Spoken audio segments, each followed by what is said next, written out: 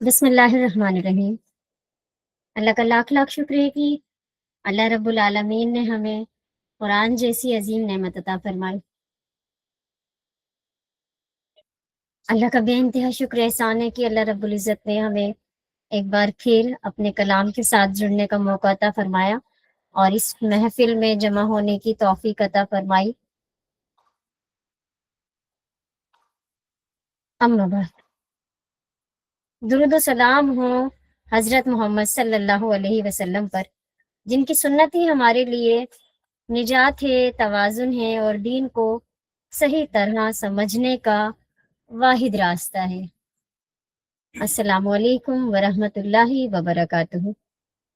دورہ قرآن کلاس کی 7ویں نشست میں آپ سبھی کو خوش آمدید۔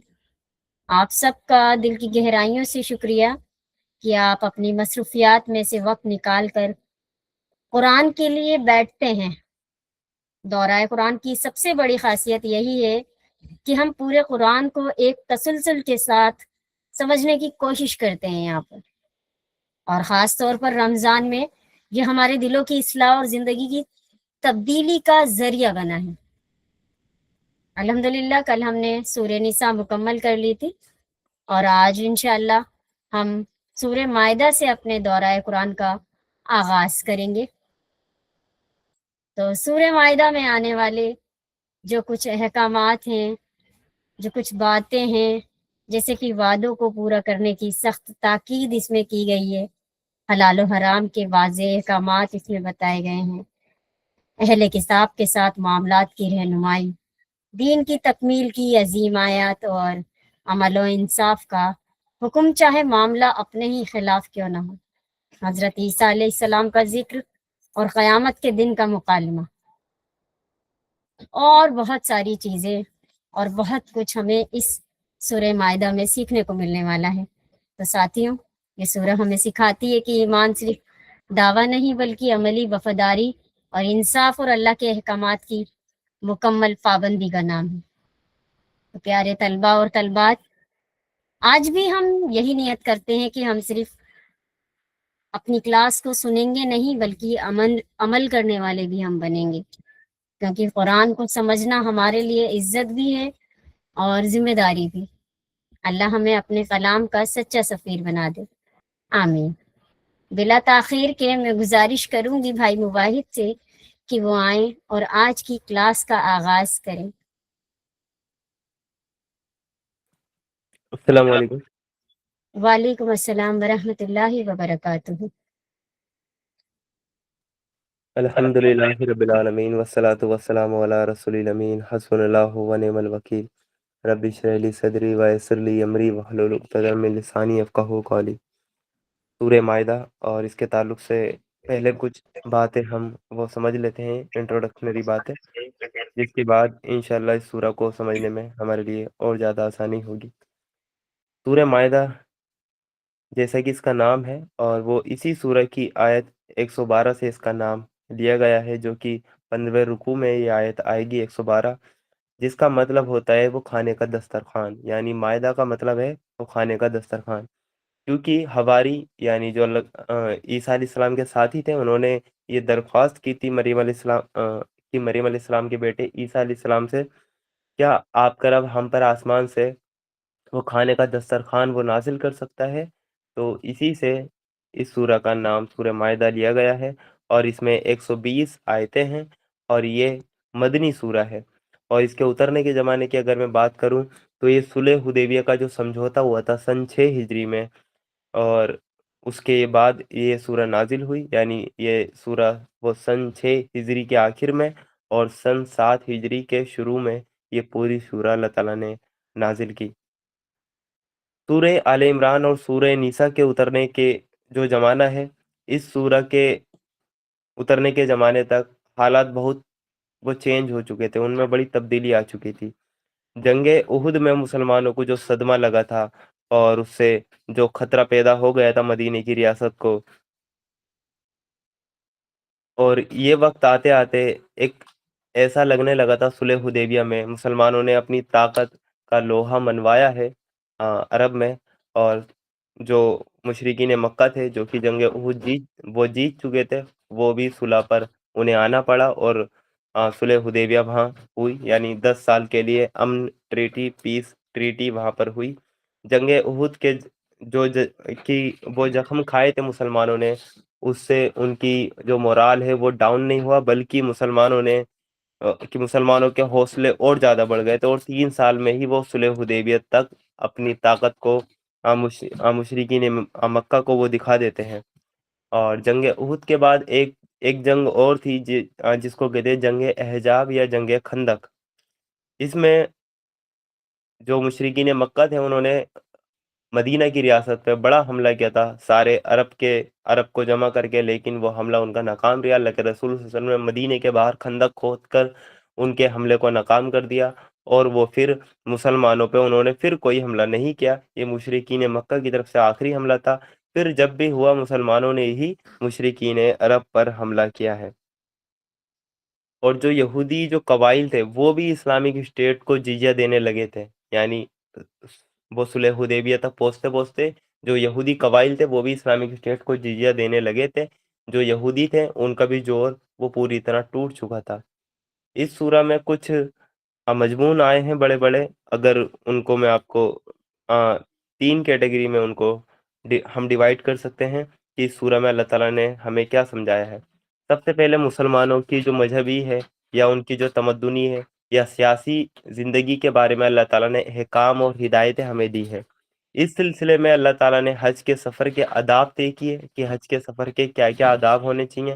اللہ تعالیٰ کی نشانیوں کے احترام اور کعبہ کی زیارت کے لیے آنے والے لوگوں سے چھیڑ چھاڑ وہ نہ کرنے کا حکم اللہ تعالیٰ نے دیا، اور ساتھ ساتھ وہ کھانے پینے کی چیزوں کو حرام اور حلال کی صاف اور واضح حدیں اللہ تعالیٰ نے اس سورہ میں قائم کر دی، اور جاہلیت کے دور کی اپنی گڑی ہوئی بندشوں اور پابندیوں کو اللہ تعالیٰ نے اس میں توڑ دیا، اور پھر ساتھ ساتھ اہل کتاب کے ساتھ وہ کھانے پینے کے وہ قاعدے بھی اللہ تعالیٰ نے اس سورہ میں مقرر کیے، اور بغاوت اور فساد اور چوری کی سزائیں اللہ تعالیٰ نے اس سورہ میں وہ طے کی، اور شراب اور جوئے کو بالکل ہی حرام اس سورہ میں اللہ تعالیٰ نے وہ کر دیا، اور ساتھ ساتھ ہمیں بتایا کہ قسم اگر آپ اٹھا لیتے ہیں تو اس کو اگر آپ قسم اٹھا کر توڑتے ہیں تو اس کا کفارہ کیا ہے، اللہ تعالیٰ یہ بھی ہمیں اس سورہ میں بتائے گا۔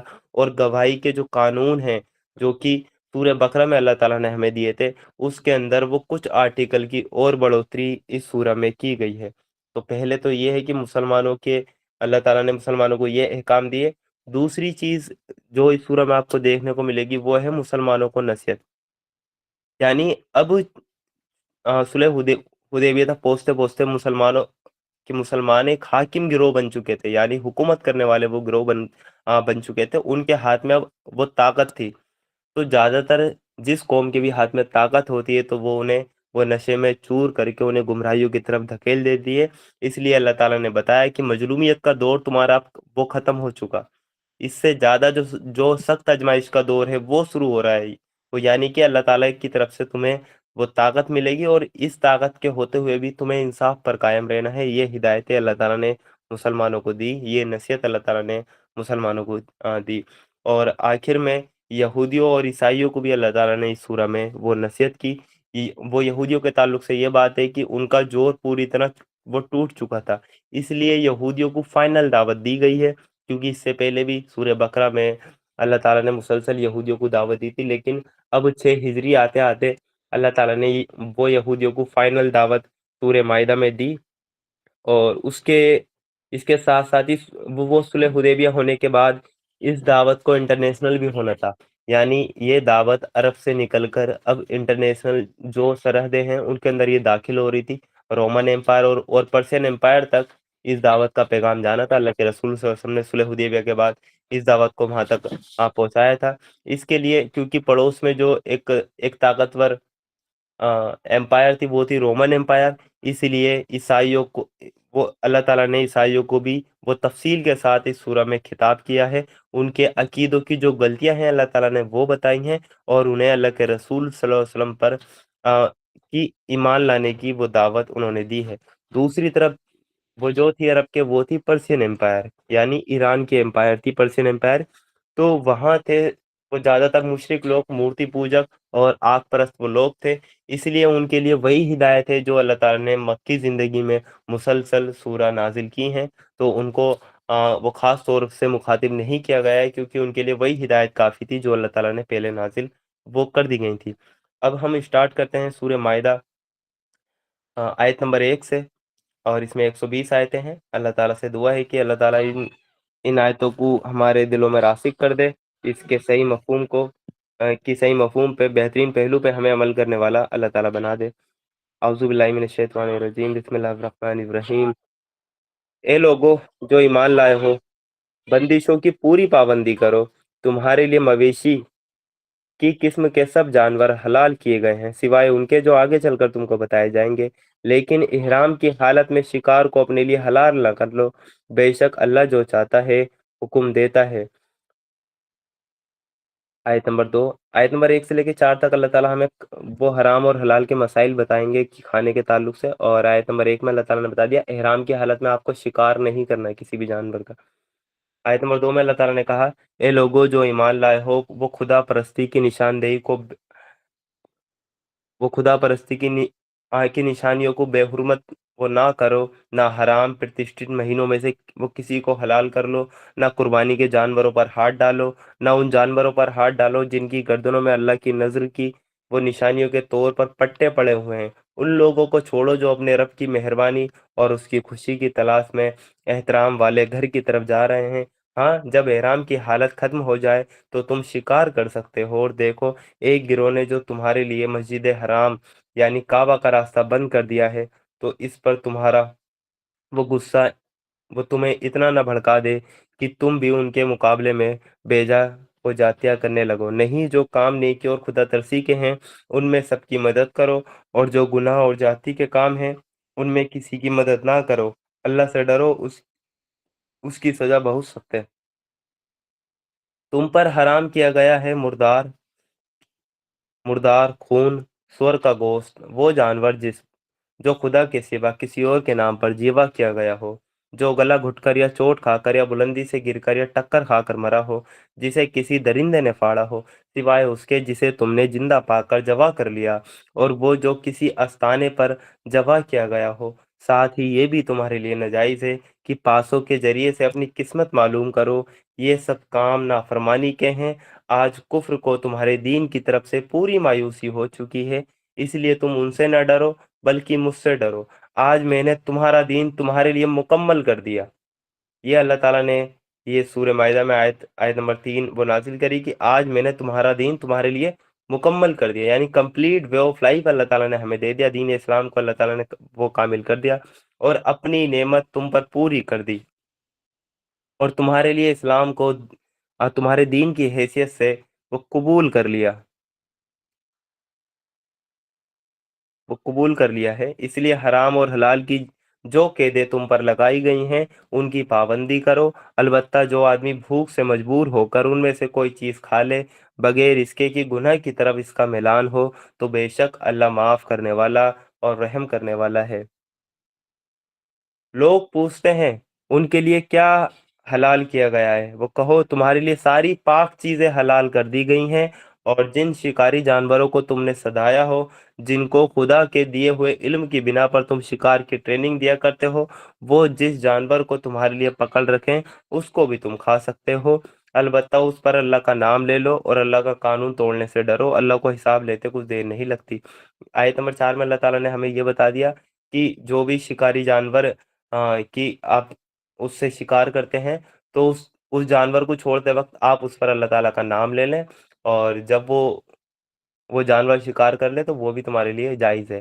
ہاں، جو شکاری جانور ہے اس کی ٹریننگ تم نے اس طرح دی ہو کہ بس وہ تمہارا شکار کرے، اس میں سے کچھ کھائے نہیں، اگر وہ کھا لیتا ہے اس میں سے کچھ تو اس نے وہ شکار تمہارے لیے نہیں کیا بلکہ اپنے لیے کیا، اس لیے وہ پھر حرام ہو جاتا ہے۔ تو شکاری جانور پہ اللہ تعالیٰ کا نام لے کر چھوڑ دیا جاتا ہے اور وہ شکار کرتا ہے، اور اس کی ٹریننگ ایسی ہوتی ہے کہ وہ صرف شکار کرتا ہے، کھاتا نہیں، اگر وہ کھا لیتا ہے تو وہ کھانا تمہارے اوپر حرام ہو جاتا ہے۔ آیت نمبر 5 میں اللہ تعالیٰ ہمیں حکم دیتے ہیں کہ اہل کتاب کی عورتیں تمہارے لیے جائز ہیں، ان سے نکاح ہو سکتا ہے۔ اہل کتاب سے مراد کون کون ہے؟ یہودی اور عیسائی، یعنی ایک مسلمان یہودی عورت سے اور عیسائی عورت سے نکاح کر سکتا ہے، اس کے لیے یہ جائز ہے، اللہ تعالیٰ نے یہ جائز رکھا ہے، لیکن اپنی لڑکی یہودی اور عیسائی کو نہیں دے سکتا، یہ حرام ہے، لیکن ان کی لڑکی لے سکتا ہے۔ تو اللہ تعالیٰ نے یہ وہ یہی آیت نمبر 5 میں ہم سے کہیں گے، آج تمہارے لیے ساری پاک چیزیں حلال کر دی ہیں، حلال کر دی گئی ہیں، اہل کتاب کا کھانا تمہارے لیے حلال ہے، تمہارا کھانا ان کے لیے، اور محفوظ عورتیں بھی تمہارے لیے حلال ہے، چاہے وہ ایمان والوں کے گروہ سے ہوں یا ان قوموں سے، یا ان قوموں میں سے جن کو تم سے پہلے کتاب دی گئی تھی۔ وہ شرط یہ ہے کہ تم ان کے مہر ادا کر کے نکاح میں ان کے محافظ بنو، نہ یہ کہ آزاد وہ صحبت رانی کرنے لگو یا چوری چھپے آشنائیاں کرو۔ اور جس کسی نے ایمان کی روش پر چلنے سے انکار کیا تو اس کی زندگی کا سارا کیا دھرا برباد ہو جائے گا اور وہ آخرت میں دیوالیہ ہوگا۔ آیت نمبر 6 میں اللہ تعالیٰ ہمیں وضو کا طریقہ بتائیں گے کہ وضو کا کیا طریقہ ہے، اللہ تعالیٰ وہ آیت نمبر 6 میں ہمیں بتائیں گے، اے لوگو جو ایمان لائے ہو، جب تم نماز کے لیے اٹھو تو چاہیے کہ اپنے منہ اور ہاتھ کوہنیوں تک دھو لو، اور سروں پر ہاتھ پھیر لو اور پاؤں ٹخنوں تک دھو لیا کرو۔ یہ وضو کے 4 فرائض اللہ تعالیٰ نے بتا دیے ہیں کہ اپنا منہ دھونا ہے، ہاتھ کونیوں تک دھونے ہیں، سر پر مسح کرنا ہے اور اپنے پاؤں ٹخنوں تک دھونے ہیں۔ یہ اگر آپ یہ 4 کام کر لیتے ہیں تو آپ کا وضو ہو جاتا ہے۔ صرف اتنا سمپل ہے وضو کا مسائل۔ ہاں، اگر سنت اس میں ایڈ کرنی ہے تو آپ کو اپنے ہینڈ واش کرنی ہے، 3 بار کلا کرنی ہے، 3 بار ناک میں پانی دینا ہے، اور باقی یہ چیزیں آپ کو ادا کرنی ہے، پھر اس کے فرائض ادا کرنے ہیں، تو انشاءاللہ وضو ہو جائے گا۔ بس اتنے سمپل وضو کے مسائل ہیں، لیکن اس کو ہر سال اتنا بڑا چڑھا کر اور اس کی بال کی کھال نکال کر ہمارے معاشرے میں بتایا جاتا ہے۔ اللہ تعالیٰ نے اتنا سمپل اس چیز کو رکھا ہے۔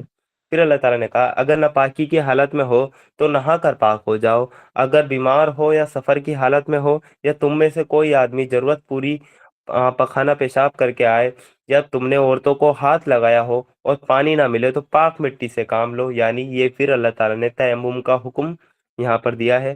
بس اس پر ہاتھ مار کر اپنے منہ اور ہاتھوں پر پھیر لیا کرو، یعنی تیمم کرنے کا طریقہ یہ ہے کہ مٹی پہ ہاتھ مارے، اپنے منہ پہ پھیر لیا اور ہاتھوں پہ پھیر لیا، آپ کا تیمم ہو گیا۔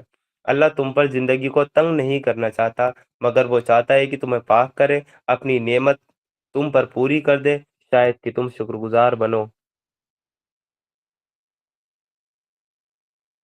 اللہ نے تم کو جو نعمت دی ہے اس کا خیال رکھو، اور اس پختہ عہد و پیمان کو نہ بھولو جو اس نے تم سے لیا ہے، یعنی تمہارا یہ کہنا کہ ہم نے سنا اور فرمانبرداری قبول کی۔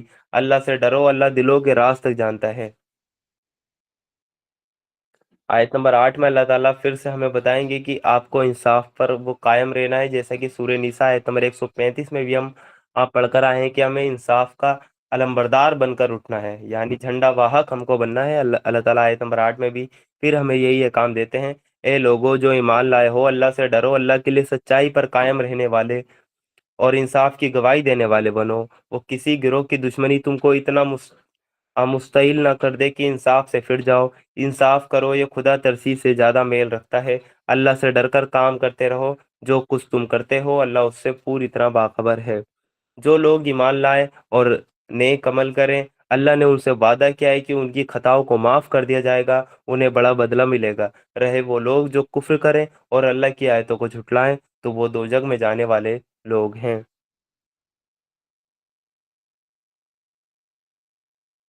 اللہ تعالیٰ پر توکل کی آیت یہ ہمارے سامنے آتی ہے کہ انسان کو صرف اللہ تعالیٰ پر بھروسہ کرنا چاہیے۔ آیت نمبر 11 میں اللہ تعالیٰ نے کہا، اے لوگو جو ایمان لائے ہو، اللہ کے اس احسان کو یاد کرو جو اس نے ابھی حال میں تم پر کیا ہے، جبکہ ایک گروہ نے تم پر ہاتھ ڈالنے کا ارادہ کر لیا تھا، مگر اللہ نے ان کے ہاتھ تم پر اٹھنے سے روک دیے۔ یہاں پر جو یہودی تھے انہوں نے اللہ کے رسول صلی اللہ علیہ وسلم کو بلایا دعوت پر اور حملہ کرنے کی کوشش کی تھی، تو اللہ تعالیٰ نے ان کی پلاننگ کو ناکام کر دیا۔ اللہ کے رسول صلی اللہ علیہ وسلم کو پہلے ہی خبر دی تھی، وہ دے دی تھی، اور اللہ کے رسول صلی اللہ علیہ وسلم وہاں پر دعوت پر نہیں گئے تھے، اور ان کی دعوت ان کی جو سازش تھی یہودیوں کی وہ یہاں پر ناکام ہو گئی تھی۔ اللہ تعالیٰ نے اسی چیز کی نشاندہی ہے وہ یہاں پر ہمیں کرائی ہے کہ اللہ کے اس احسان کو یاد کرو جو اس نے ابھی حال ہی میں تم پر کیا ہے، جبکہ ایک گروہ نے تم پر ہاتھ ڈالنے کا ارادہ کر لیا تھا، مگر اللہ نے ان کے ہاتھ تم پر اٹھنے سے روک دیے۔ اللہ سے ڈر کر کام کرتے رہو، اور ایمان رکھنے والوں کو اللہ ہی پر بھروسہ رکھنا چاہیے۔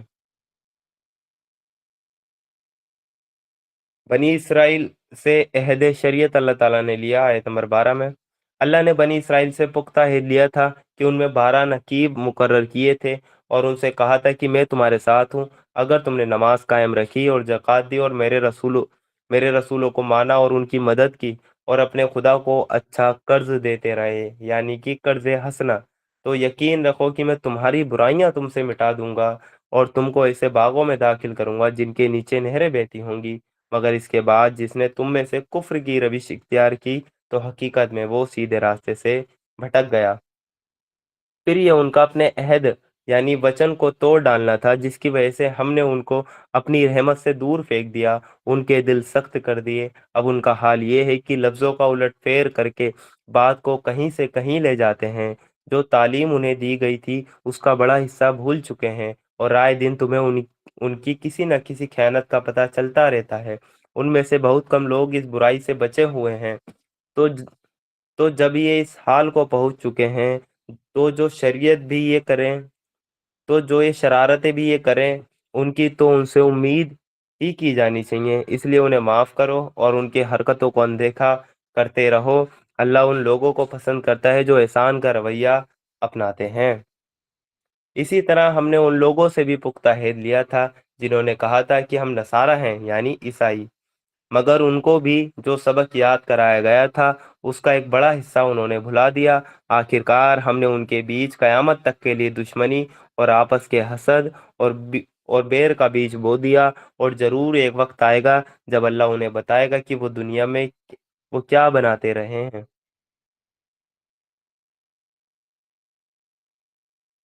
आयत नंबर 15 से अहले किताब को अल्लाह के रसूल सल्लल्लाहु अलैहि वसल्लम पर और कुरान पर ईमान लाने की दावत अल्लाह ताला देंगे। आयत नंबर 15 से एक किताब वालो, हमारा रसूल तुम्हारे पास आ गया है जो खुदाई किताब की बहुत सी बातों को तुम्हारे सामने खोल रहा है और जिन पर तुम पर्दा डाला करते थे और बहुत सी बातों से अनदेखा भी कर जाता है, और तुम्हारे पास अल्लाह की तरफ से रोशनी आ गई है और हक दिखाने वाली एक ऐसी किताब जिसके जरिए से अल्लाह उन लोगों को जो उसकी खुशी चाहते हैं सलामती के तरीके बताता है और अपने हुक्म से उनको अंधेरों से निकालकर उजाले की तरफ लाता है और सीधे रास्ते की तरफ उसकी रहनुमाई करता है। आयत नंबर 17 में अल्लाह ताला बताएंगे कि हजरत ईसा अलैहिस्सलाम माबूद नहीं है बल्कि मखलूक हैं, वो खुदा नहीं है बल्कि वो मखलूक हैं। अल्लाह ताला ने कहा, यकीनन कुफ्र किया उन लोगों ने जिन्होंने कहा कि मरियम का बेटा मसीह ही खुदा है। ए नबी सल्लल्लाहु अलैहि वसल्लम, इनसे कहो अगर खुदा मरियम के बेटे मसीह को और उसकी माँ और तमाम जमीन वालों को हलाक कर देना चाहे तो किसकी मजाल की उसको इस इरादे से रोक सके।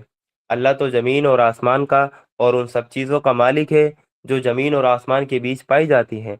जो कुछ चाहता है पैदा करता है, उसे हर चीज़ पर कुदरत हासिल है।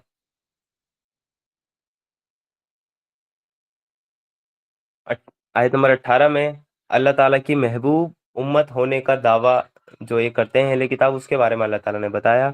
यहूद और नसारा कहते हैं हम अल्लाह के बेटे और उसके चहेते हैं। इनसे पूछो वो तुम्हारे गुनाहों पर तुम्हें सजा क्यों देता है अगर तुम चहेते हो।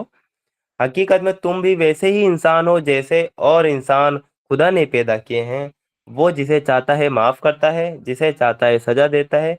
जमीन और आसमान और उनमें मौजूद सारी चीजें उसकी मिल्कियत हैं और उसी की तरफ सबको जाना है।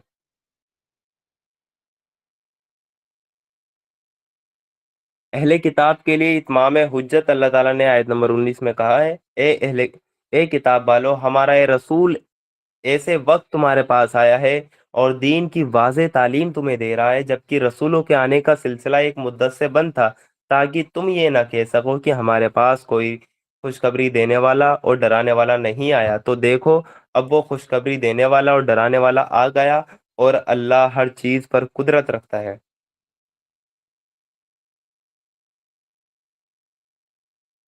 बनी इसराइल को अल्लाह ताला ने अपनी शरीयत को नाफिज करने के लिए किताल वो करने की दावत दी थी। वही आयत नंबर 20 से अल्लाह ताला हमें बताएंगे, 20 से 26 तक अल्लाह ताला यही चीज को बताएंगे। अल्लाह ताला ने कहा, याद करो जब मूसा ने अपनी कौम से कहा था, ए मेरी कौम के लोगों, अल्लाह की उस नेमत को याद करो जो उसने उसने तुम्हें दी थी। उसने तुम में नबी पैदा किए تم کو حاکم بنایا، تم کو وہ کچھ دیا جو دنیا میں کسی کو نہ دیا۔ اے میری قوم کے لوگوں، اس مقدس سرزمین، یہ کس کی بات چل رہی ہے؟ فلسطین کی۔ اس مقدس وہ سرزمین میں داخل ہو جاؤ جو اللہ نے تمہارے لیے لکھ دی ہے، پیچھے نہ ہٹو ورنہ ناکام اور نامراد پلٹو گے۔ یعنی موسیٰ علیہ السلام نے اپنی قوم کو دعوت دی تھی کہ فلسطین میں جہاد کے لیے آپ آگے بڑھیں، اللہ تعالیٰ نے یہ فلسطین کی زمین تمہارے لیے لکھ دی ہے۔ اور انہوں نے جواب دیا، تو پھر قوم کا وہ جواب کیا ہے؟ اے موسیٰ، وہاں تو بڑے زبردست لوگ رہتے ہیں، ہم وہاں ہرگز نہ جائیں گے۔ یہ چیز دیکھیں، ریلیٹ کریں۔ موسیٰ علیہ السلام نے کہا تھا فلسطین میں جہاد کریں جا کر، اللہ تعالیٰ نے وہ سرزمین، جو مقدس جو سرزمین ہے، وہ تمہارے لیے لکھ دی ہے، اللہ تعالیٰ کا وعدہ ہے وہ تمہیں مل کر رہے گی، لیکن تمہیں جہاد کرنا پڑے گا۔ لیکن قوم نے کیا کہا بدلے میں؟ اور اس چیز کو آج سے ریلیٹ کریں کہ فلسطین کی جو کہ انبیاء کرام کی وہ سرزمین ہے، وہاں پر وہ تمام انبیاء کرام کی پیدائش ہوئی ہے اور وہیں انہوں نے وفات پائی ہے، اور جو ہمارا جو قبلہ ہے ایک بیت المقدس، وہ بھی وہاں ہے، مسجد اقصی۔ تو اس لیے وہ سرزمین ہمارے لیے بھی مقدس ہے، اور آج بھی ہمیں مطلب وہاں پر جہاد کرنا چاہیے۔ لیکن تمام مسلم جو حکمران ہیں وہ کیوں ڈرتے ہیں؟ وہاں تو ایسے زبردست لوگ رہتے ہیں، یعنی اسرائیل، امریکہ، ایسے بڑے زبردست لوگ ہیں جو ہم کو کچل کر رکھ دیں گے، اس لیے ہم سے جہاد بیاد نہیں ہوتا۔ آج بھی ہم یہ کہتے ہیں، اور موسیٰ علیہ السلام کے ساتھیوں نے بھی یہی چیز کہی تھی۔ انہوں نے جواب دیا، اے موسیٰ، وہاں تو بڑے زبردست لوگ رہتے ہیں، ہم وہاں ہرگز نہ جائیں گے جب تک کہ وہ وہاں سے نہ نکل جائیں۔ کہہ رہے ہیں ہم وہاں جب تک نہیں جائیں گے جب تک وہ مطلب وہاں رہتے ہیں۔ اگر وہ نکل گئے تو پھر جہاد کس سے کرنا؟ پھر تو جاؤ رہو۔ ہاں، اگر وہ نکل گئے تو ہم داخل ہونے کے لیے تیار ہیں، یہ دیکھو۔ اگر وہ چلے گئے، اسرائیلی نکل گئے، تو ہم فلسطین مطلب جا کر وہاں نماز بھی پڑھیں گے، ان کی مدد بھی کریں گے۔ بھائی وہ نکلیں گے، کوئی جہاد کرنا پڑے گا۔ وہی بنی اسرائیل والا حال ہمارا ہے۔ پھر اللہ تعالیٰ نے آیت نمبر 23 میں کہا، ان ڈرنے والوں میں دو لوگ ایسے بھی تھے جن کو اللہ نے اپنی نعمت سے نوازا تھا۔ انہوں نے کہا، ان جبر یعنی وہ دمن کاریوں کے مقابلے میں دروازے کے اندر گھس جاؤ، جب تم اندر پہنچ جاؤ گے تو تم ہی غالب ہو کر رہو گے۔ یعنی پوری قوم میں سے موسیٰ علیہ السلام کی بات پہ صرف دو لوگوں نے لبیک لبیک کہا، 12 قبیلے تھے،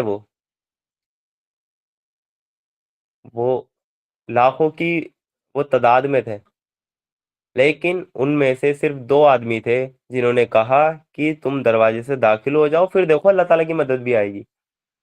ایسے ہی آج فلسطین کا حال ہے، سب منع کر رہے ہیں، لیکن بس وہ کچھ اللہ تعالیٰ کے محبوب بندے ہیں جو کہتے ہیں کہ بھائی چلیں، اللہ تعالیٰ بھیجے گا مدد، آپ ہمت تو کریں، اللہ تعالیٰ دے گا مدد۔ تو وہی پوری قوم میں سے صرف دو نوجوان نکلے تھے جنہوں نے کہا کہ مقابلے میں دروازے کے اندر گھس جاؤ، اور جب تم اندر پہنچ جاؤ گے تو تم ہی غالب رہو گے، اللہ پر بھروسہ رکھو اگر تم ایمان والے ہو۔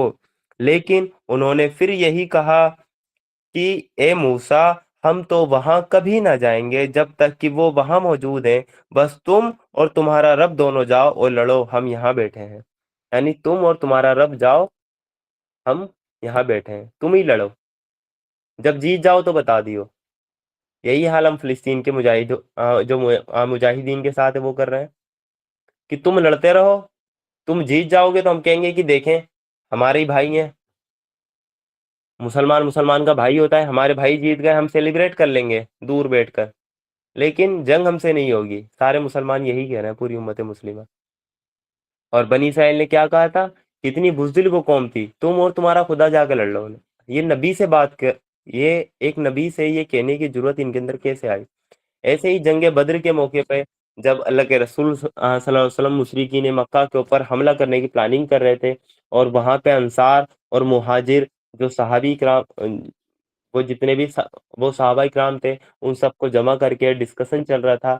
تو انصار میں سے وہ کبھی ایک وہ مہاجر میں سے وہ کبھی ایک صحابی اٹھتے ہیں اور کہتے ہیں کہ اللہ کے رسول صلی اللہ علیہ وسلم ہم تمہارے ساتھ ہیں۔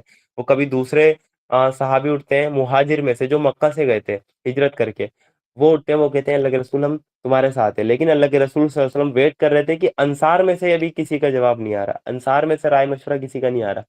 تو انصار قبیلے کے جو سردار تھے وہ اٹھے، اور وہ سمجھ گئے کہ اللہ کے रसूल صلی اللہ علیہ वसल्लम का इशारा हमारी तरफ है, और उन्होंने कहा अल्लाह के रसूल मुझे लगता है कि आपका इशारा हमारी तरफ है, तो आप हमें मूसा के साथियों की तरह ना समझना, हम आपके साथी हैं, हमें मूसा अलैहिस्सलाम के साथियों की तरह वो ना समझना जिन्होंने अपने नबी से कह दिया था कि तुम और तुम्हारा खुदा जाकर लड़ो।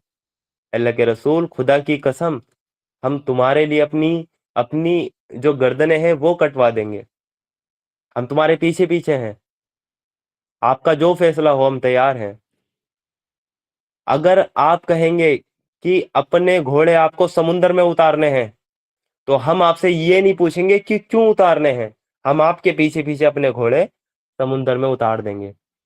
इसी पे अल्लामा इकबाल ने जो शेर कहे थे, इसी मौका महल पे वो कहे थे, नबी का हुक्म हो तो कूद जाए हम समुंदर में, और जहां को महब कर दे नाराए अल्लाह अकबर में, निहत्ते 313 बशर शोके शहादत में, निकल आए थे मैदान में मोहम्मद की कयादत में, न तेगो तीर पे तकिया न खंजर पे न भाले पे, भरोसा है तो एक वो क, वो काली कमली वाले पर, यानी उन्हें सिर्फ भरोसा है तो सिर्फ अल्लाह के रसूल की सल्लल्लाहु अलैहि वसल्लम पर। तो बनी इसराइल कितनी बुज़दिल कौम थी इतनी बुज़दिल कौम थी कि अपने नबी से कह दिया था कि जाओ तुम और तुम्हारा खुदा लड़ ले। और यही बात जंग बद्र के मौके पे अंसारी साहबियों ने कही थी कि हम मूसा की तरह नहीं है अल्लाह के रसूल, आप कहेंगे तो अपने घोड़े समुंदर में उतार देंगे, पूछेंगे नहीं क्यों, आपका हुक्म है, इताअत करेंगे। और अल्लामा इकबाल ने इसको जो शेर में मतलब कि पिरोया है, इस पस मंजर को बड़ा ही वो जबरदस्त अल्लामा इकबाल ने वो अशार लिखे हैं। लेकिन उन्होंने फिर यही कहा कि मूसा हम तो वहां कभी ना जाएंगे जब तक कि वो वहां मौजूद हैं, बस तुम और तुम्हारा रब दोनों जाओ लड़ो, हम यहाँ बैठे हैं। फिर आयत नंबर 25 से हजरत मूसा अलैहिस्सलाम की बुज़दिल कौम के खिलाफ बद्दुआ आती है। इस पर मूसा ने कहा, ए मेरे रब, मेरे इख्तियार में कोई नहीं मगर मेरी अपनी जात और मेरा भाई जो कि हारून अलैहिस्सलाम थे, तो तू हमें इन नाफरमान लोगों से अलग कर दे। मूसा अलैहिस्सलाम ने अपनी कौम के खिलाफ कह दिया, इन इन नाफरमान लोगों से हमें अलग कर दे। अल्लाह ने जवाब दिया, अच्छा तो वो मुल्क 40 साल तक इन पर हराम है, ये जमीन में मारे मारे फिरेंगे, इन नाफरमानों की हालत पर हरगिज तरस न खाओ।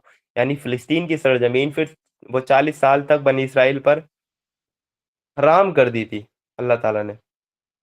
40 साल तक फिलिस्तीन की जो सरजमीन थी वो हराम कर दी थी, और ये बनी इसराइल दर बदर भटक रहे थे। और 40 साल में क्या हुआ था, जो बुजदिल कौम थी वो सब की उन्होंने कि वो मर चुके थे, और उनकी जो नई जनरेशन थी वो आई थी, और फिर उन्होंने जिहाद करके जो मूसा अलैहिस्सलाम के बाद जो उनके खलीफा बने थे हजरत वो नून, उनका शायद कुछ नाम था, वो उनकी उनकी वो क़यादत ने फिलिस्तीन को फतह किया था, और फिर फिलिस्तीन में ये बनी इसराइल आबाद हुए थे। यानी 40 साल तक इन पर हराम कर दी गई थी। तो आयत नंबर 26 में अल्लाह ताला ने वो यही कहा, अल्लाह ने जवाब दिया, अच्छा तो वो मुल्क 40 साल तक इन पर हराम है, ये जमीन में मारे मारे फिरेंगे, इन नाफरमानों की हालत पर हरगिज तरस न खाना। आयत नंबर 27 से 32 तक हमें हाबिल और काबिल का वाक्य मिलता है।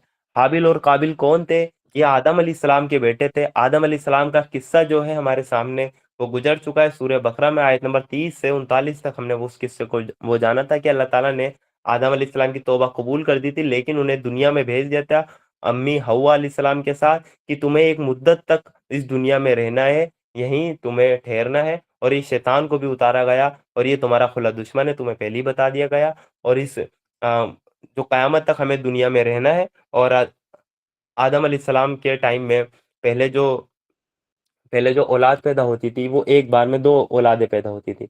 तो आदम अलैहिस्सलाम की बीवी जो थी माँ हव्वा, उनसे उनके एक बार में म वो जुड़वा बच्चे पैदा हुए, एक लड़का, एक लड़की।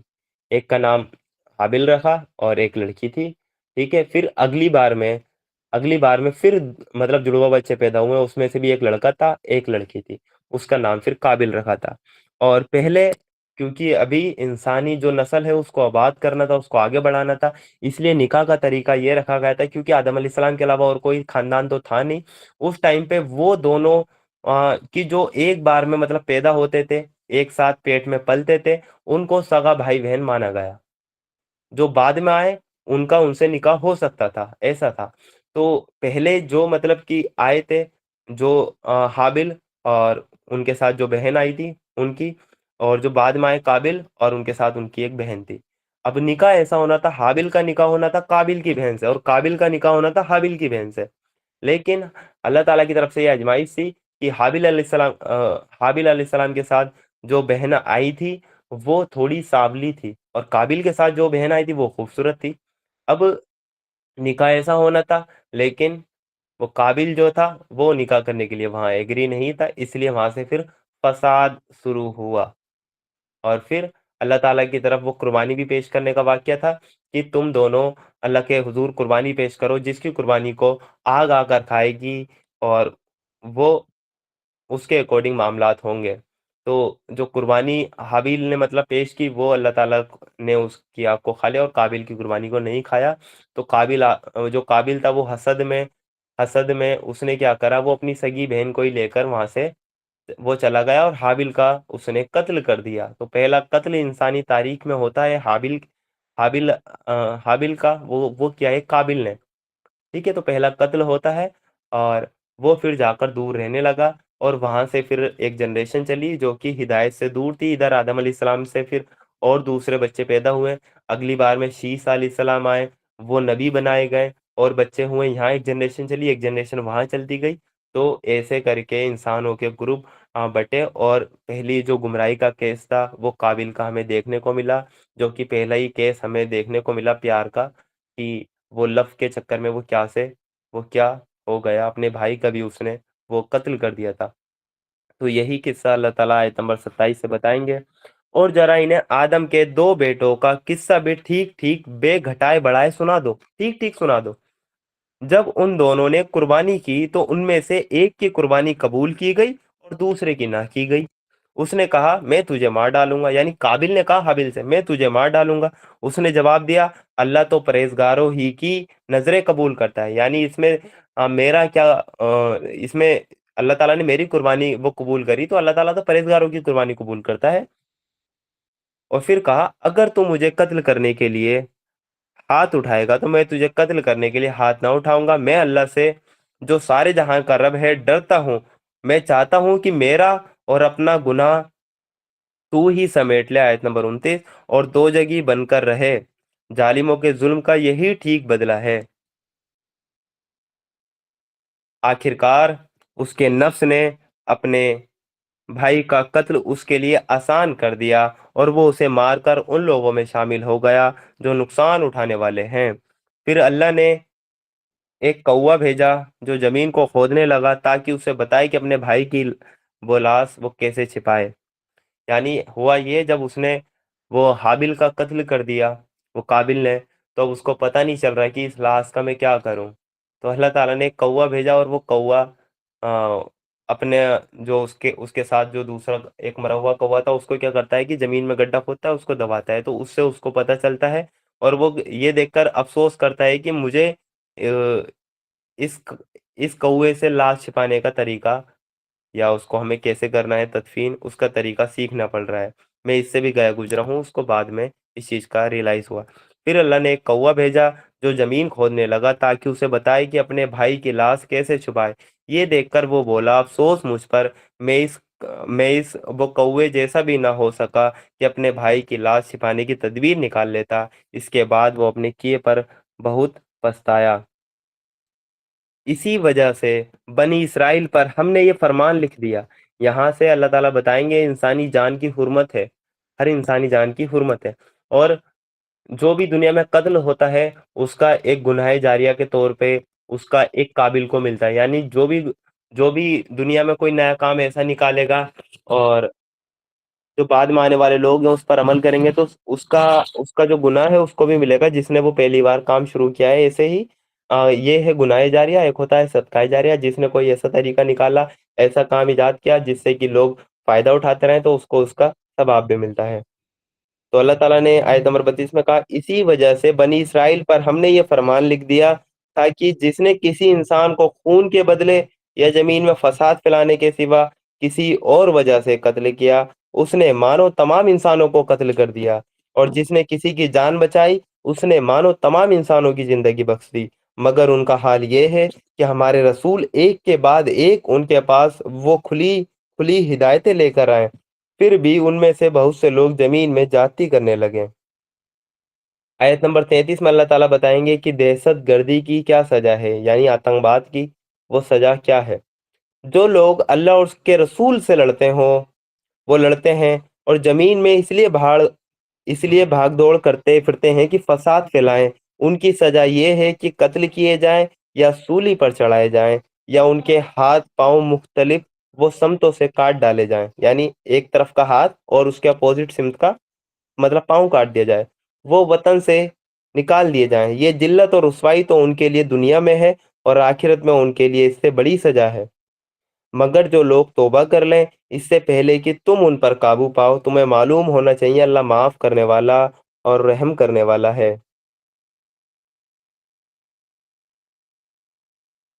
آیت نمبر 35 میں ایک وسیلے کا ذکر ہوتا ہے کہ جو قرآن کی ایک وسیلے والی آیت ہے وہ سورہ مائدہ کی آیت نمبر 35 ہے، اے لوگو جو ایمان لائے ہو اللہ سے ڈرو اور اس کے قریب ہونے کا ذریعہ تلاش کرو، یہ ہے وسیلہ۔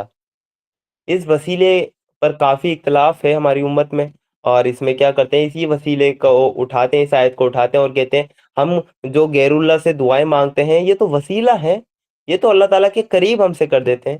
تو میرے بھائی وسیلہ جب قرآن میں آیا ہے تو قرآن کی جو ایکسپلینیشن ہے وہ کس کے ذمہ ہے؟ وہ بھی اللہ تعالیٰ کے ذمہ ہے۔ تو اللہ کے رسول صلی اللہ علیہ وسلم نے یہ آیت بھی ہمیں ایکسپلین کر کے دکھائی ہوگی، بتائی ہوگی یا نہیں بتائی ہوگی؟ اگر آپ یہ کہتے ہیں نہیں بتائی ہے تو آپ کہ نعوذ باللہ آپ یہ مانتے ہیں کہ اللہ کے رسول صلی اللہ علیہ وسلم نے ہمارے ساتھ خیانت کی ہے، پیغام ہم تک نہیں پہنچایا، یہ آیت ایکسپلین نہیں کی۔ اگر آپ مانتے ہیں کہ اس کی ایکسپلینیشن بتائی ہے تو آپ یہ بھی مانتے ہوں گے کہ وسیلے کا طریقہ بھی انہوں نے بتایا ہوگا، وسیلہ بھی انہوں نے ہمیں سمجھایا ہوگا۔ تو وسیلہ کیا ہوتا ہے؟ وسیلہ اللہ کے رسول صلی اللہ علیہ وسلم نے تین طرح کا وسیلہ جائز ہے جو کہ ہمیں سکھایا ہے۔ پہلا ہے انسان اپنے کہ سب سے پہلا وسیلہ ہے اللہ تعالیٰ کے صفاتی نام۔ اللہ تعالیٰ رحمان ہے، رحیم ہے، غفور ہے، اللہ تعالیٰ کے جتنے بھی صفاتی نام ہیں 99 صفاتی نام، ان کا اللہ تعالیٰ کو وسیلہ پیش کرے۔ اللہ تعالیٰ تو بڑا رحیم ہے، میرا یہ گناہ معاف کر دے، تجھے تو توبہ بڑی پسند ہے۔ اللہ تعالیٰ تو رزاق ہے، اللہ تعالیٰ میرے رزق میں تو برکت عطا کر۔ تو یہ اللہ تعالیٰ کے صفاتی نام کے ذریعے وسیلہ لگایا جائے، یہ طریقہ بتایا اللہ کے رسول نے۔ دوسرا طریقہ اللہ کے رسول نے بتایا ہے کہ اپنے نیک عمل کا وسیلہ اللہ تعالیٰ کے حضور لگایا جائے۔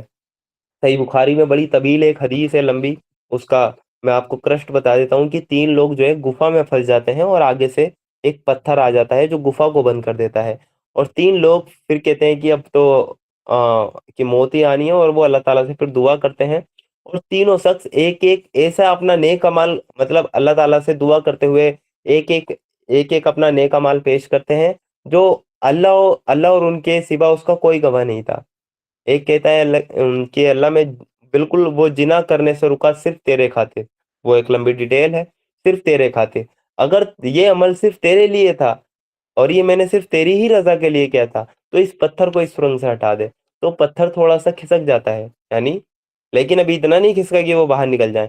پھر دوسرا شخص اٹھتا ہے، وہ اپنا نیک عمل پیش کرتا ہے، اللہ تعالیٰ یہ عمل میں نے صرف تیرے لیے کیا تھا اس لیے اس پتھر کو ہٹا دے، وہ پتھر پھر تھوڑا سا اور کھسک جاتا ہے۔ پھر تیسرا شخص اٹھتا ہے، وہ بھی دعا کرتا ہے اور وہ پتھر اتنا ہٹ جاتا ہے کہ وہ سب تینوں کے تینوں باہر نکل جاتے ہیں۔ تو دوسرا جو وسیلے کا طریقہ ہے وہ یہ ہے کہ نیک اعمال اللہ تعالیٰ کے حضور میں وسیلہ لگا جائے۔ پہلا ہے اللہ تعالیٰ کے صفاتی نام، دوسرے ہیں اپنے نیک عمل۔ تیسری طرح کا وسیلہ جو ہے وہ اللہ کے رسول صلی اللہ علیہ وسلم کی زندگی سے ہی ثابت ہے کہ لوگ آتے تھے اللہ کے رسول صلی اللہ علیہ وسلم کے پاس کہ اللہ کے رسول صلی اللہ علیہ وسلم ہمارے لیے اللہ تعالیٰ سے دعا کیجیے۔ وہ گھر پہ بھی دعا کر سکتے تھے لیکن انہوں نے وسیلہ تلاش کیا کہ اللہ کے رسول کے پاس آئے اور ان سے دعا کے لیے کہا، اور انہوں نے دعا کی اور اللہ تعالیٰ نے ان کی دعا قبول کری۔ جیسے حضرت ابو ہریرہ آئے تھے کہ انہیں یادداشت کا مسئلہ تھا اور اللہ تعالیٰ نے ان کے لیے دعا کی تو ان کی یادداشت اتنی تیز ہو گئی تھی کہ جتنی بھی حدیثیں ہیں اس میں سے زیادہ تر میں جو راوی ہیں وہ آپ کو حضرت ابو ہریرہ ہی ملیں گے۔ اب یہاں پر آ کے اختلاف جو پیدا ہوتا ہے وہ یہ ہے کہ کوئی بھی شخص ہے اس کے پاس آپ جائیں، اس سے دعا کے لیے کہیں، یہ وسیلہ جائز ہے۔ جیسے کہ آج کوئی ہاسپٹل میں ہوتا ہے تو وہ مسجد میں اعلان کروا دیتے ہیں کہ بھائی امام صاحب سے کہتے ہیں نا نماز کے بعد جو ہے نا وہ دعا کرا دیں ہمارے بچے کے لیے یا ہمارے پاپا کے لیے یا ہماری مدر کے لیے، وہ دعا کرا دیں، وہ ایڈمٹ ہے، تو یہ وسیلے کا طریقہ بالکل جائز ہے کہ اللہ تعالیٰ نیک لوگوں کی دعا سن لیتا ہے۔ اب اختلاف کہاں ہوا؟ جو نیک لوگ دنیا سے چلے گئے ان کے پاس جا کر یہ کہہ سکتے ہیں یا نہیں کہہ سکتے ہیں؟ اس کے بارے میں ہمیں صحیح بخاری میں ایک حدیث ملتی ہے 1010 نمبر پہ، آپ اس نمبر کو ہمیشہ یاد رکھیے گا، 1010 نمبر پہ صحیح بخاری میں حدیث ہے۔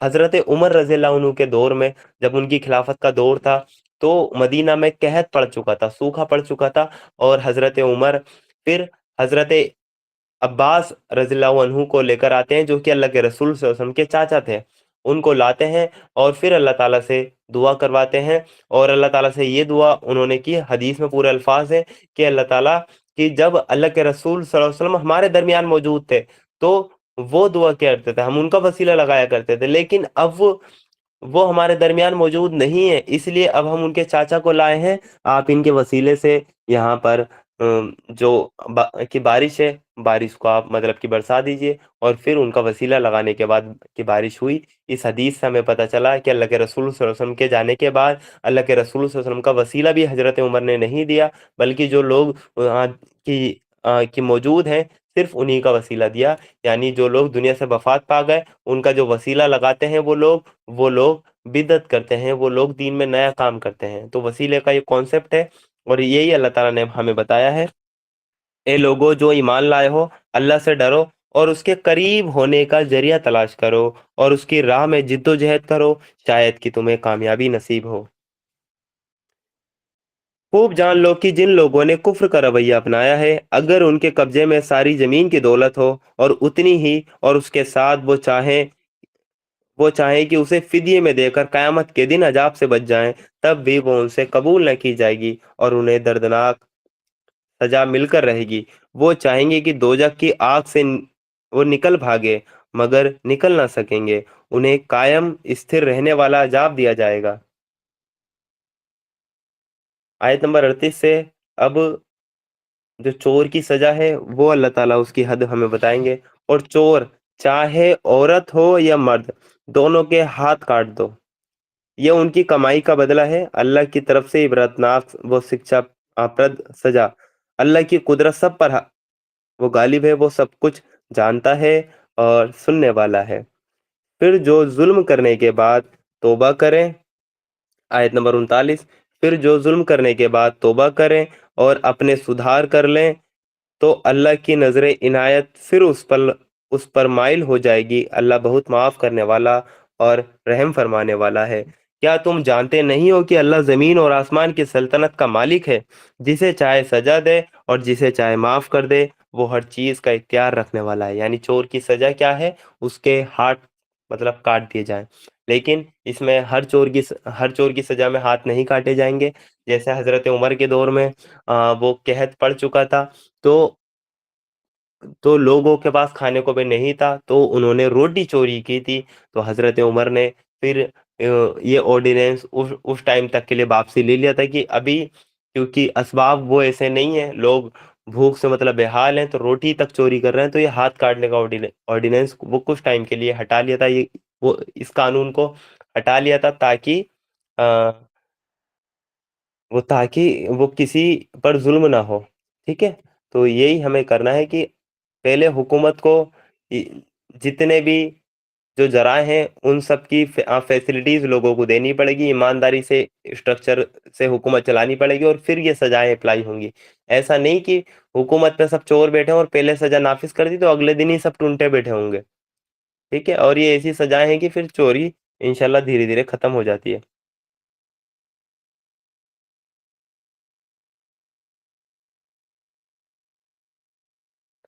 آیت نمبر 41 میں اللہ تعالیٰ بتاتے ہیں ہمیں کہ منافقین وہ زبان سے ایمان کا اظہار کرتے ہیں لیکن دل ایمان سے ان کے محروم ہیں۔ اللہ تعالیٰ نے کہا، اے پیغمبر صلی اللہ علیہ وسلم، تمہارے لیے وہ دکھ کا سبب نہ ہو وہ لوگ جو کفر کی راہ میں بڑی تیز رفتاری دکھا رہے ہیں، چاہے وہ ان میں سے ہوں جو منہ سے کہتے ہیں ہم ایمان لے آئے مگر دل ان کے ایمان نہیں لائے، یعنی منافقین، یا ان میں سے ہوں جو یہودی بن گئے، جن کا حال ہے کہ جھوٹ کے لیے کان لگاتے ہیں اور دوسرے لوگوں کی خاطر جو تمہارے پاس کبھی نہیں آئے سن گن لیتے پھرتے ہیں۔ اللہ کی کتاب کے لفظوں کو ان کے صحیح موقع متعین ہونے کے باوجود اصل معنی سے پھیرتے ہیں۔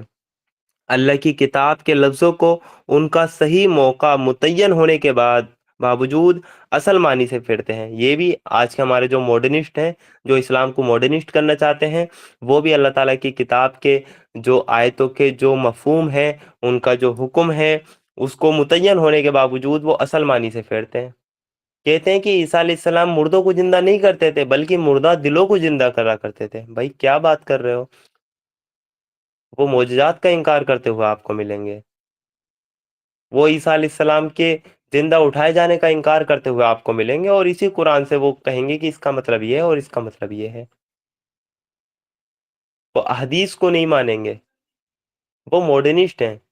ایک دن کہ جاوید احمد گامدی جو کہ سب سے بڑا ماڈرنسٹ ہے، اور ان کا ایک داماد ہے حسن الیاس، وہ ایک ایسے اداس بیٹھے تھے، ایک وہ میم آیا تھا، اداس بیٹھے تھے وہ، تو کسی نے پوچھا یہ اداس کیوں بیٹھے ہیں؟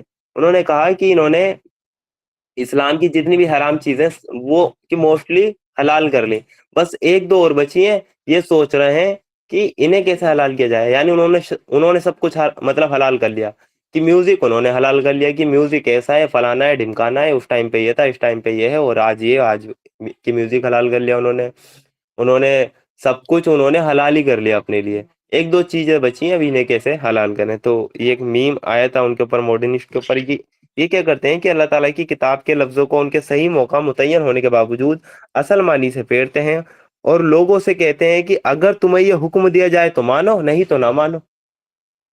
جسے اللہ ہی جسے اللہ ہی نے فتنے میں ڈالنے کا ارادہ کر لیا ہو، اس کو اللہ کی پکڑ سے بچانے کے لیے تم کچھ نہیں کر سکتے۔ یہ وہ لوگ ہیں جن کے دلوں کو اللہ نے پاک کرنا نہ چاہا، ان کے لیے وہ دنیا میں رسوائی ہے اور آخرت میں سخت سزا ہے۔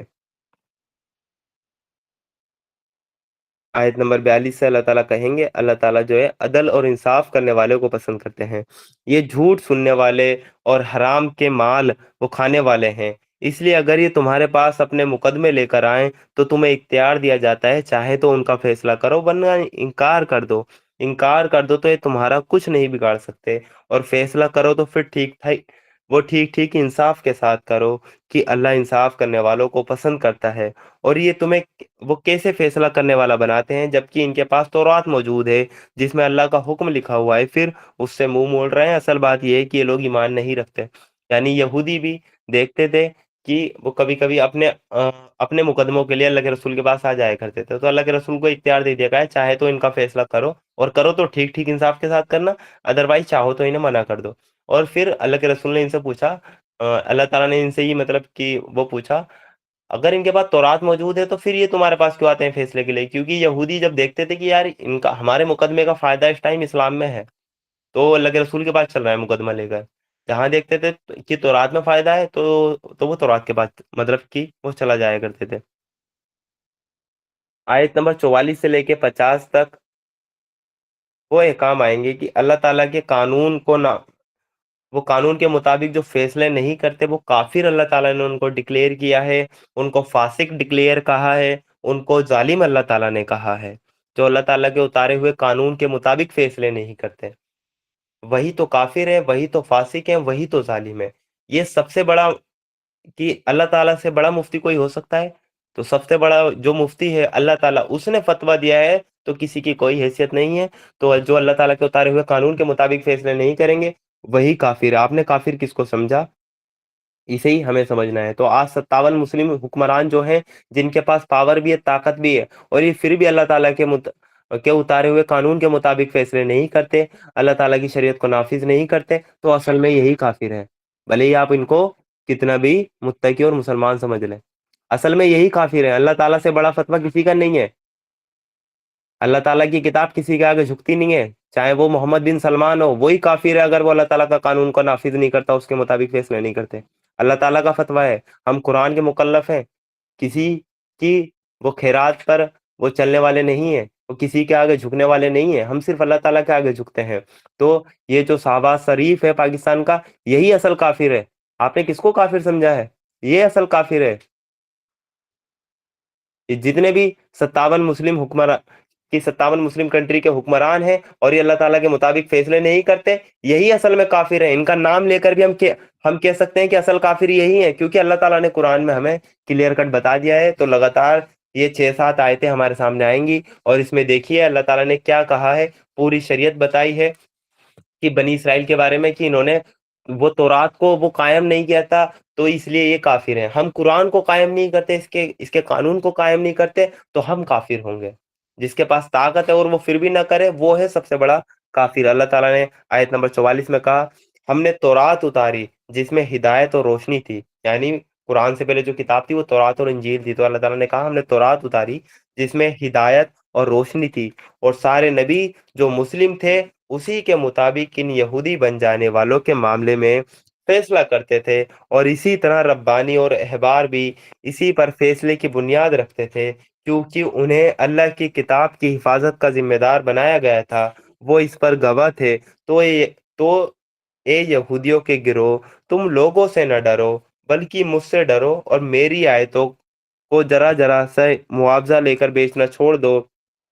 جو لوگ اللہ کے اتارے ہوئے قانون کے مطابق فیصلے نہ کریں وہی کافر ہے، وہی کافر ہے۔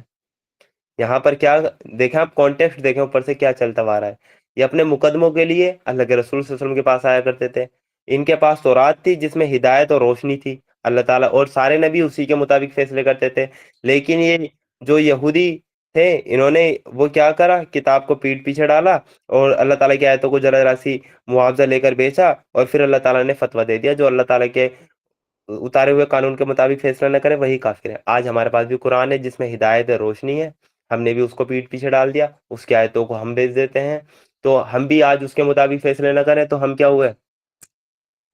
جس اصول کے تحت بنی اسرائیل کافر ہو سکتے ہیں، اس اصول کے تحت ہم کیسے مسلمان رہ گئے؟ سوچیں ہم کیسے مسلمان رہ گئے؟ تو ہم بھی کافر ہیں اگر ہم اللہ تعالیٰ کے قانون کے مطابق فیصلے نہ کریں، اس کو ہم نافذ نہ کریں۔ تو جو بھی اللہ تعالیٰ کے اتارے ہوئے قانون کے مطابق فیصلہ نہ کرے اصل کافر وہی ہے۔ پھر اللہ تعالیٰ نے آیت نمبر 45 میں کہا، تو رات میں ہم نے یہودیوں پر یہ حکم لکھ دیا تھا کہ جان کے بدلے جان، آنکھ کے بدلے آنکھ، ناک کے بدلے ناک، اور کان کے بدلے کان، دانت کے بدلے دانت، اور تمام زخموں کے لیے برابر کا بدلہ۔ پھر جو قصاص کا صدقہ کر دے تو وہ اس کے لیے کفارہ ہے، اور جو لوگ اللہ تعالیٰ کے اتارے ہوئے قانون کے مطابق فیصلے نہ کرے ہیں وہی ظالم ہے۔ اللہ تعالیٰ نے پہلے قانون بتائے، قانون کیا ہے؟ جان کے بدلے جان، آنکھ کے بدلے آنکھ، ناک کے بدلے ناک، کان کے بدلے کان، دانت کے بدلے دانت، اور تمام زخموں کے برابر ویسے ہی بدلہ ہے، اور قصاص کا قانون بھی اللہ تعالیٰ نے بتا دیا۔ اور پھر آخر میں آیت کہی، اور جو لوگ اللہ تعالیٰ کے اتارے ہوئے قانون کے مطابق فیصلے نہ کریں وہی تو ظالم ہے۔ آپ نے ظالم کس کو سمجھا؟ ہمارے پاس بھی قانون ہے، چور کی سزا اوپر آئی ہے، زنا کی سزا اللہ تعالیٰ سورہ نور میں بتائیں گے، ٹھیک ہے؟ کہ چور کی سزا ہے، زنا کی سزا ہے، اور وہ قصاص کا قانون ہے۔ ہمارے پاس بھی سارے قانون ہیں، طلاق کے قانون ہیں، وراثت کے قانون ہیں، عدت کے قانون ہیں، ہر چیز کے قانون ہمارے پاس بھی ہیں، پھر بھی ہم اس کے مطابق فیصلہ نہ کریں تو ہم کون ہیں؟ ہم ہی تو ظالم ہیں۔ ہم نے ظالم کس کو سمجھا؟ ہم ظالم ہیں۔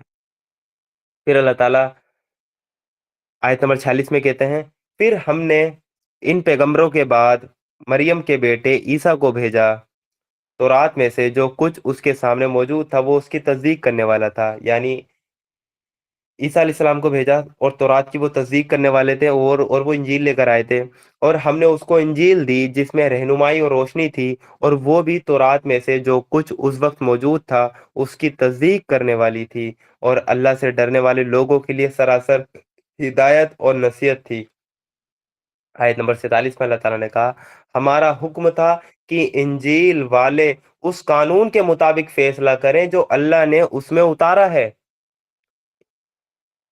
عیسائیوں کے لیے بھی یہ حکم تھا کہ انجیل والے اس قانون کے مطابق فیصلہ کریں جو اللہ نے اتارا ہے۔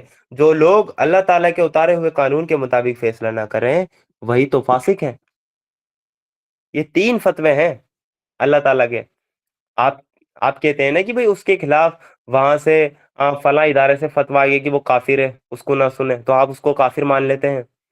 یہ اللہ تعالیٰ کے ادارے سے فتویٰ آئے ہیں 3، ایک کافر کا، ظالم کا، فاسق کا۔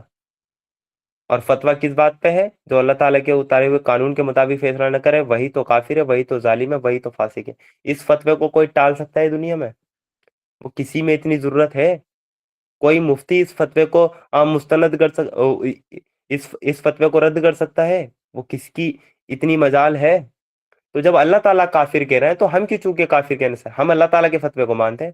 بھئی ہاں، یہ 57 مسلم کنٹری کے حکمران اللہ تعالیٰ کے جو قانون ہے اس کو نافذ نہیں کرتے، اس کے مطابق فیصلے نہیں کرتے، اس لیے کافر ہیں، اور یہی ظالم ہے اور یہی فاسق ہے۔ اور ہم یہ حکمران کو اگر ہم کہہ رہے ہیں تو اپنے گریبانوں میں بھی جھانکیں۔ ہمیں اتنی طاقت نہیں ہے کہ ہم پورے ملک میں قانون کو نافذ مطلب کہ کر سکیں، لیکن ہمیں اتنی تو طاقت ہے کہ ہم اپنی نفس پہ اس قانون کو نافذ کر سکیں۔ اگر ہم اپنی نفس کو اللہ تعالیٰ کے اتارے ہوئے قانون کے مطابق اگر ہم اس کو نہیں چلا رہے تو ہم بھی کافر ہیں، ہم بھی فاسق ہیں، اور ہم بھی ظالم ہیں۔ وہ بڑے لیول پہ کافر ہیں تو ہم بھی تو اس قانون کو کہ جتنا اپلائی کر سکتے ہیں اتنا نہیں کر رہے، تو ہم بھی تو کافر ہوئے۔ آیت نمبر 48 میں اللہ تعالیٰ بتائیں گے کہ خواہشات کی پیروی نہیں کرنی ہے آپ کو، بلکہ شریعت کو نافذ آپ کو کرنا ہے۔ اللہ تعالیٰ نے کہا پھر اے نبی، ہم نے تمہاری طرف یہ کتاب بھیجی جو حق لے کر آئی ہے، اور الکتاب میں سے جو کچھ اس کے آگے موجود ہے اس کی تصدیق کرنے والی، اس کی حفاظت کرنے والی اور نگراں ہے۔ اس لیے تم خدا کے اتارے ہوئے قانون کے مطابق، خدا کے اتارے ہوئے قانون کے مطابق لوگوں کے معاملوں کا فیصلہ کرو، اور جو حق تمہارے پاس آیا ہے اس سے منہ موڑ کر ان کی خواہش کی پیروی نہ کرو۔ ہم نے ہم نے تم انسانوں میں سے ہر ایک کے لیے ایک شریعت اور ایک عمل کا راستہ مقرر کیا ہے، حالانکہ اگر تمہارا خدا چاہتا تو تم سب کو ایک ہی امت بنا سکتا تھا، لیکن اس نے یہ اس لیے کیا کہ جو کچھ اس نے تم لوگوں کو دیا ہے اس میں تمہاری آزمائش کرے، اس لیے بھلائیوں میں ایک دوسرے سے آگے بڑھ جانے کی کوشش کرو، یعنی کمپٹیشن آپ کو نیکیوں میں کرنا ہے۔ آخرکار تم سب کو خدا کی طرف پلٹ کر جانا ہے، پھر وہ تمہیں اصل حقیقت بتا دے گا جس میں تم اختلاف کرتے رہے ہو۔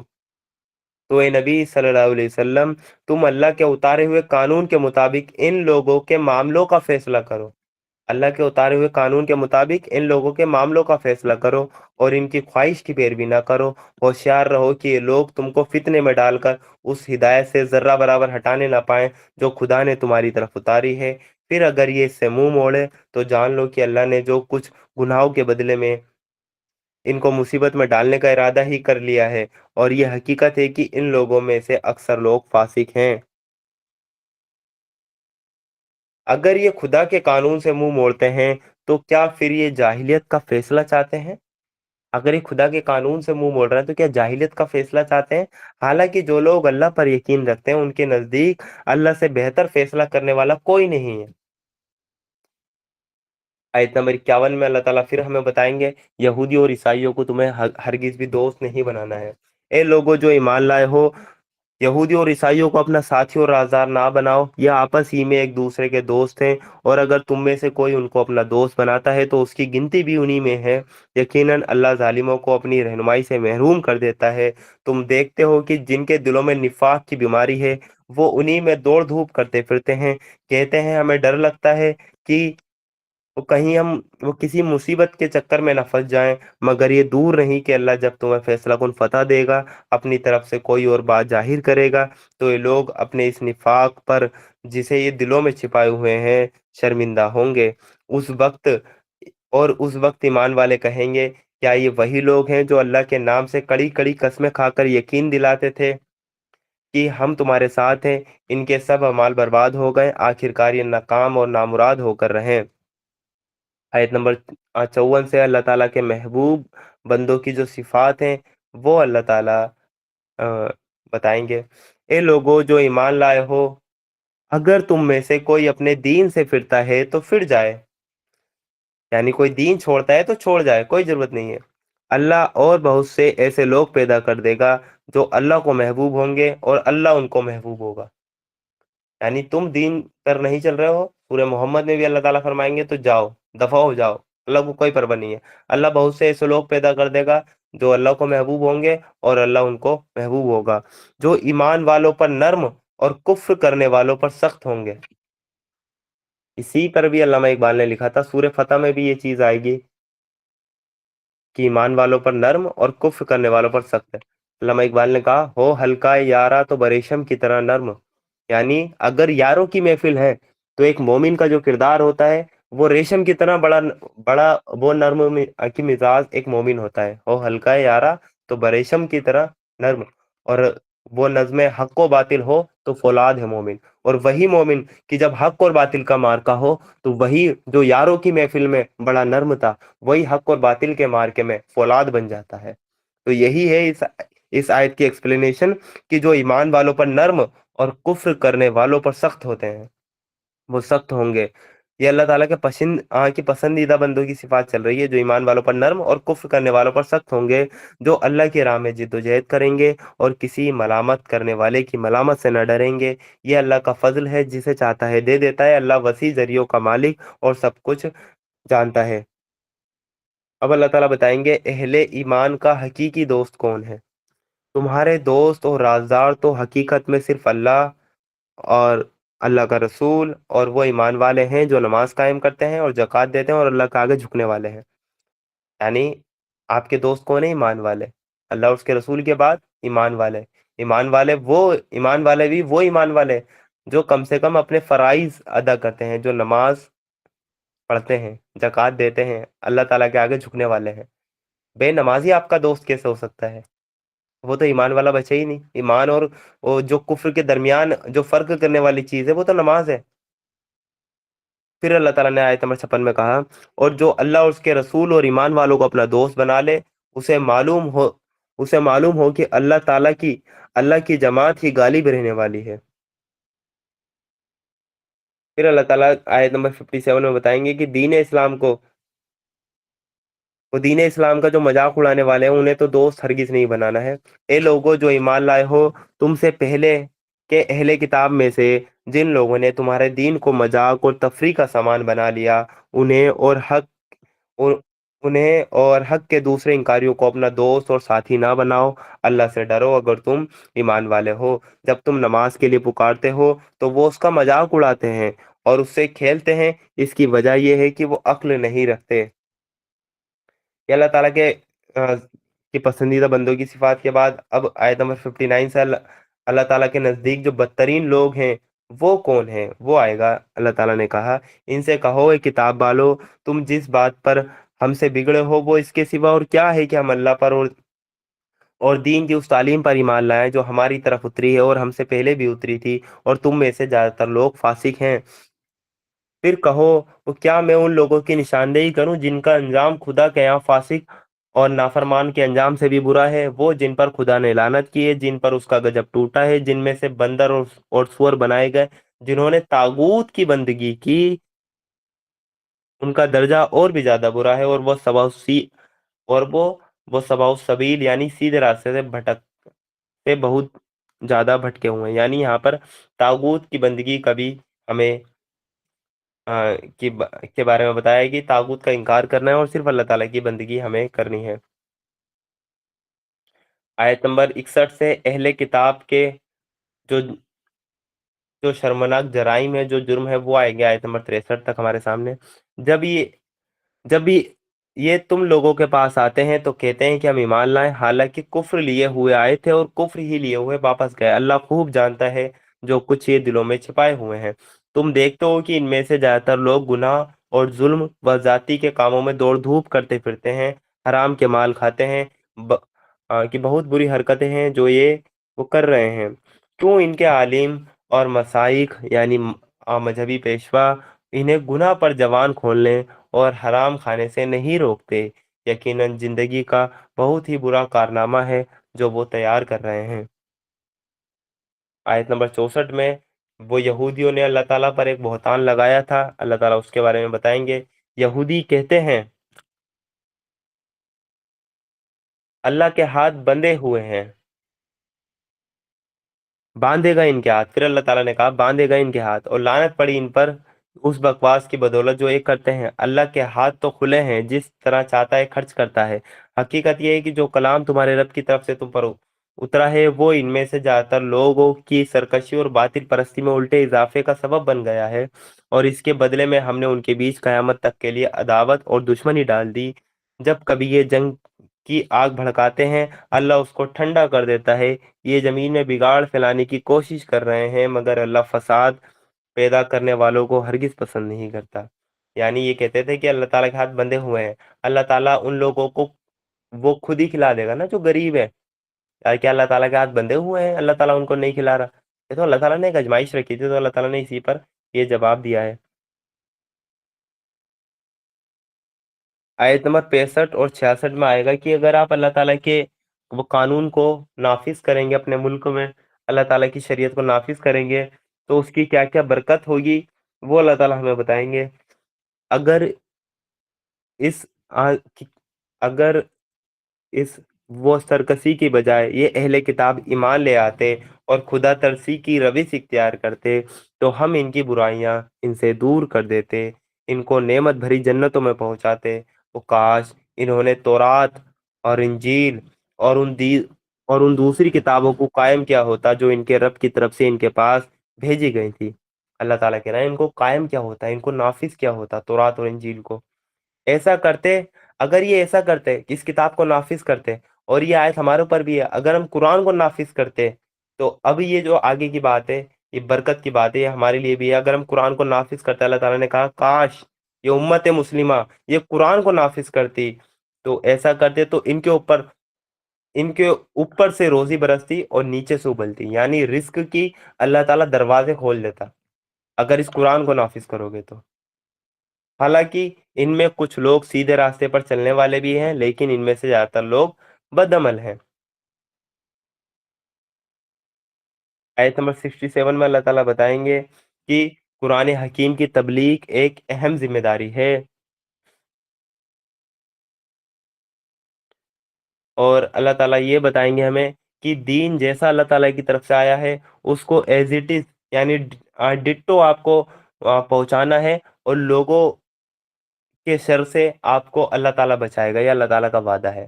لوگوں کی پرواہ نہ کریں آپ، جیسا اللہ تعالیٰ کی طرف سے دین نازل ہوا ہے سیم ٹو سیم آپ کو ویسے ہی پہنچانا ہے، اور اللہ تعالیٰ آپ کو حق کے انکاریوں سے بچائے گا۔ اللہ تعالیٰ نے کہا اے پیغمبر صلی اللہ علیہ وسلم، جو کچھ تمہارے رب کی طرف سے تم پر اتارا گیا ہے وہ لوگوں تک پہنچا دو۔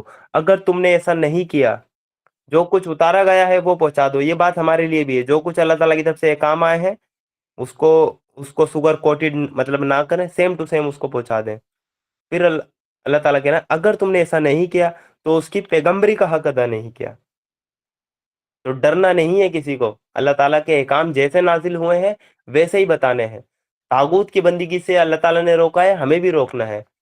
اللہ تعالیٰ کے وہ قانون کو نافذ نہ کرنے والا کافر ہے تو ہم بھی کافر کہیں اسے، ہم بھی اسے کافر کہیں۔ اللہ تعالیٰ نے اقامت دین ہم پر کی فرض وہ قرار دیا ہے تو ہم بھی کہیں ہمیں اقامت دین کرنا ہے، اللہ تعالیٰ کے قانون کو نافذ کرنا ہے، یہ ڈٹو پہنچانا ہے ہمیں۔ یہی اللہ تعالیٰ نے حکم دیا ہے، جو کچھ تمہارے رب کی طرف سے تم پر اتارا گیا ہے وہ لوگوں تک پہنچا دو۔ اگر تم نے ایسا نہیں کیا تو اس کی پیغمبری کا حق ادا نہیں کیا، اللہ تم کو لوگوں کی برائی سے بچانے والا ہے۔ اللہ بچائے گا تمہیں لوگوں سے، اپنی جان کی پرواہ کیوں کرتے ہو؟ اللہ تعالیٰ ہے نا جو وہ تمام نبیوں کی مدد کر سکتا ہے، وہ کیا تمہاری مدد نہیں کرے گا؟ کیا اللہ کے رسول کی مدد نہیں کی؟ تو اللہ لوگوں کی برائی سے بچانے والا ہے تم کو۔ یقین رکھو کہ وہ حق کا انکار کرنے والوں کو تمہارے مقابلے میں کامیابی کا راستہ ہرگز نہ دکھائے گا۔ اللہ تعالیٰ کہہ رہے ہیں یقین رکھو، بھروسہ کرو، وہ حق کے انکاریوں کو تم پر غالب ہونے نہیں دے گا، وہ تمہارے مقابلے میں ان کو کامیابی کا راستہ ہرگز نہیں دکھائے گا۔ یقین تو رکھو اللہ تعالیٰ پر، پہنچاؤ تو صحیح اس کا پیغام۔ آیت نمبر 68 میں اللہ تعالیٰ بتائیں گے کہ جو اللہ تعالیٰ کی جو شریعت کو نافذ نہیں کرتے، جو اللہ تعالیٰ کی کتاب کو نافذ نہیں کرتے، اللہ تعالیٰ کی نگاہ میں ان کی کوئی بھی عزت نہیں ہے۔ اللہ تعالیٰ نے کہا صاف کہہ دو اے اہل کتاب، تم ہرگز کسی اصل پر نہیں ہو جب تک کہ تورات اور انجیل اور ان دوسری کتابوں پر قائم نہ اور ان دوسری کتابوں کو قائم نہ کرو جو تمہارے رب کی طرف سے اتاری گئی ہے۔ ضرور ہے کہ یہ فرمان جو تم پر اتارا گیا ہے ان میں سے زیادہ تر کی سرکشی اور انکار کو اور زیادہ بڑھا دے گا، مگر انکار کرنے والوں کے حال پر کچھ افسوس نہ کرو۔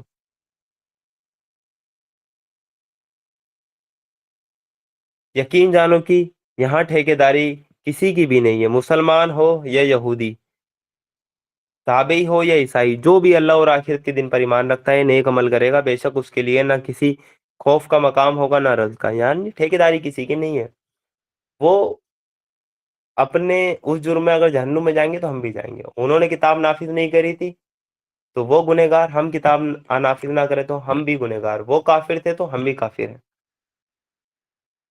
आयत नंबर 70 में अल्लाह ताला बताएंगे कि शरीयत को छोड़कर वो ख्वाहिश नफ्स की जो पैरवी करते हैं उनके साथ, उनके बारे में अल्लाह ताला आयत नंबर 70 से हमें एक काम बताएंगे। हमने बनी इसराइल से पुख्ता अहद लिया और उनकी तरफ बहुत से रसूल भेजे, मगर जब कभी उनके पास कोई रसूल उनके मन की ख्वाहिशों के खिलाफ कुछ लेकर आया तो किसी को उन्होंने छुटलाया और किसी को कत्ल कर दिया, और अपने नजदीक ये समझे कि कोई फितना पैदा ना होगा, इसलिए अंधे और बहरे बन गए। फिर अल्लाह ने उन्हें माफ किया तो उनमें से ज्यादातर लोग और ज्यादा अंधे और बहरे बनते चले गए। अल्लाह उनकी ये सब हरकतें देखता रहा है। आयत नंबर 72 में अल्लाह ताला बता देंगे कि जो शिर्क करने वाले हैं उन पर जन्नत हराम है हमेशा के लिए। यकीनन कुफ्र किया उन लोगों ने जिन्होंने कहा अल्लाह मरियम का बेटा मसीह ही है। हालांकि मसीह ने हालांकि मसीह ने कहा था, ए बनी इसराइल, अल्लाह ताला की बंदगी करो, जो मेरा रब भी है और तुम्हारा रब भी। वो जिसने अल्लाह के साथ किसी को शरीक ठहराया उस पर अल्लाह ने जन्नत हराम कर दी है, उसका ठिकाना जहन्नुम है, और ऐसे जालिमों का कोई मददगार नहीं। यानी ईसाइयों ने खुद ही ईसा अलैहिस्सलाम को अल्लाह का बेटा बना लिया, जबकि अल्लाह ईसा अलैहिस्सलाम ने तो अल्लाह ताला की बंदगी की दावत दी थी। ऐसे ही सेम हमने भी औलिया अल्लाह को अल्लाह ताला के मद्दे मुकाबिल जाकर ठहरा दिया, जबकि उन औलिया अल्लाह ने तो अल्लाह ताला से बंदों को जोड़ा था। वो तो सिर्फ दीन इस्लाम की तबलीग करने के लिए आए थे, जैसे कि मोइनुद्दीन चिश्ती हैं जो कि अजमेर में उनकी कब्र है। वो उन्होंने मुसल कि राजपूतों में आके अपना अपना डेरा जमाया और वहाँ नॉन मुस्लिम को उन्होंने दावत दी और सबको उन्होंने कलमा पढ़ाया। तो उन्होंने तो बंदों को अल्लाह ताला से जोड़ा था, लेकिन उनकी वफात के बाद लोगों ने उन्हीं की कब्र बनाकर उन्हीं की कब्र पर मजार बना दी, और आज भी वहां पर हर साल उर्स करते हैं, छठी करते हैं, कव्वालियाँ गाई जाती हैं। वहां पर वो जो औरतें होती हैं वो नाचती हैं, लंगर चलते हैं, उनसे दुआएं मांगी जाती हैं, तो उन्हीं की इबादत करने लगे लोग। तो ये उन्होंने नहीं कहा था, जैसे ईसा अलैहिस्सलाम ने नहीं कहा था कि मुझे खुदा का बेटा बनाना, लोगों ने खुद बना लिया था। ऐसे ही उन्होंने नहीं कहा था, उन्होंने तो यही कहा था कि सच्चे रब्बानी बनो, सिर्फ अल्लाह ताला की इबादत करो। ऐसे ही आज हमने उनके साथ कर दिया। फिर अल्लाह ताला आयत नंबर 73 से बताते हैं कि यकीनन कुफ्र किया उन लोगों ने जिन्होंने कहा अल्लाह तीन में से, वो तीन में का एक का, हालांकि एक खुदा के सिवा कोई खुदा नहीं है। अगर ये लोग अपनी इन बातों से बाज ना आए तो इनमें से जिसने कुफ्र किया उसको दर्दनाक सजा मिलेगी। ये ईसाइयों का अकीदा था कि वो खुदा तीन है। फिर क्या ये अल्लाह से तौबा ना करेंगे और उससे माफी ना मांगे और उससे माफी ना मांगेंगे? अल्लाह बहुत माफ करने वाला और रहम करने वाला है। आयत नंबर 75 से अल्लाह ताला हमें बताएंगे कि हजरत ईसा अलैहिस्सलाम और मरियम अलैहिस्सलाम का असल मकाम क्या है। मरियम का बेटा मसीह इसके सिवा कुछ नहीं है कि बस एक रसूल था। उससे पहले और भी बहुत से रसूल गुजर चुके हैं। उसकी माँ एक हक परस्त औरत थी और वो खाना खाते थे। यानी वो खाना खाते थे, वो कैसे अल्लाह हो सकते हैं? देखो हम किस तरह उनके सामने हकीकत की निशानियों को वाजे करते हैं, फिर देखो ये किधर उल्टे फिरे जाते हैं। इनसे कहो, क्या तुम अल्लाह को छोड़कर उसकी परस्तिश करते हो जो ना तुम्हारे लिए नुकसान का इख्तियार रखता है ना फायदे का, हालांकि सबकी सुनने और सब कुछ जानने वाला तो अल्लाह ही है। और कहो, ए अहले किताब, अपने दीन में नाहक हद से आगे ना बढ़ो और उन लोगों के ख्यालों की पैरवी ना करो जो तुमसे पहले खुद गुमराह हुए और बहुतों को गुमराह किया और सवाउ सबील यानी सीधे रास्ते से भटक गए। बनी इसराइल के नाफरमानों पर पैगंबरों की जो लानत है वो अल्लाह ताला यहाँ से बताएंगे। बनी इसराइल में से जिन लोगों ने कुफ्र की राह इख्तियार की उन पर दाऊद और मरियम के बेटे ईसा की जबान से लानत की गई, क्योंकि वो सरकश हो गए थे और जातियां करने लगे थे। उन्होंने एक दूसरे को बुरे कामों के करने से रोकना छोड़ दिया था।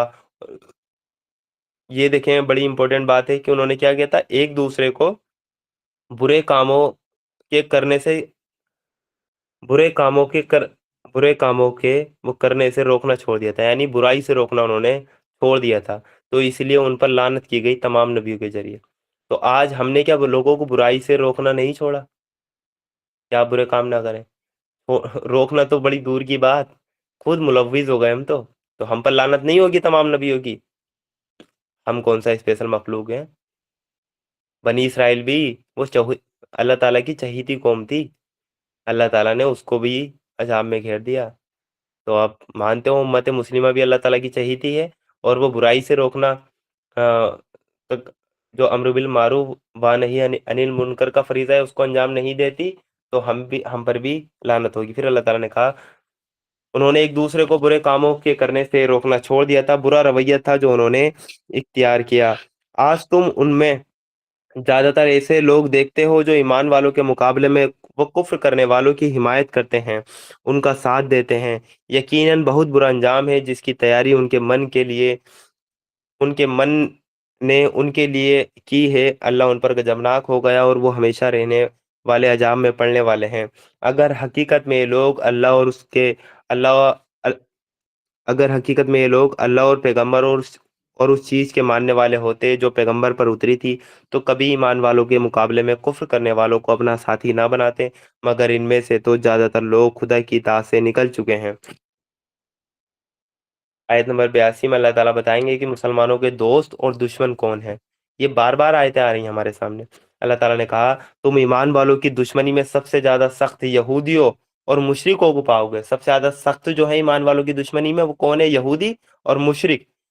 اور ایمان وہ لانے والوں کے لیے دوستی میں سب سے زیادہ قریب ان لوگوں کو پاؤ گے جنہوں نے کہا کہ ہم نصارہ ہیں، یعنی عیسائی جو ہوتے ہیں وہ تھوڑے سافٹ ہوتے ہیں، وہ تھوڑے نیوٹرل ہوتے ہیں، لیکن یہ جو یہودی اور مشرک ہیں نا، یہ سب سے زیادہ کٹر ہوتے ہیں۔ یہ اس وجہ سے کہ ان میں عبادت گزار عالم، یعنی عیسائیوں میں یہ اس وجہ سے ہوتا ہے کیونکہ ان میں عبادت گزار عالم ہوتے ہیں، دنیا کو چھوڑ چکے سنسار تیاگی فقیر پائے جاتے ہیں، اور ان کے من میں گھمنڈ نہیں ہے۔ الحمدللہ ہمارے 6 پارے آیت نمبر 82 پہ کمپلیٹ ہو چکے ہیں، اور 7واں پارہ ہمارا آیت نمبر 83 سے ہمارا شروع ہوگا۔ آج 7واں ہی دن ہے، اور الحمدللہ ہمارا 7واں پارہ آج شروع ہو چکا ہے۔ اعوذ باللہ من الشیطان الرجیم، بسم اللہ الرحمن الرحیم۔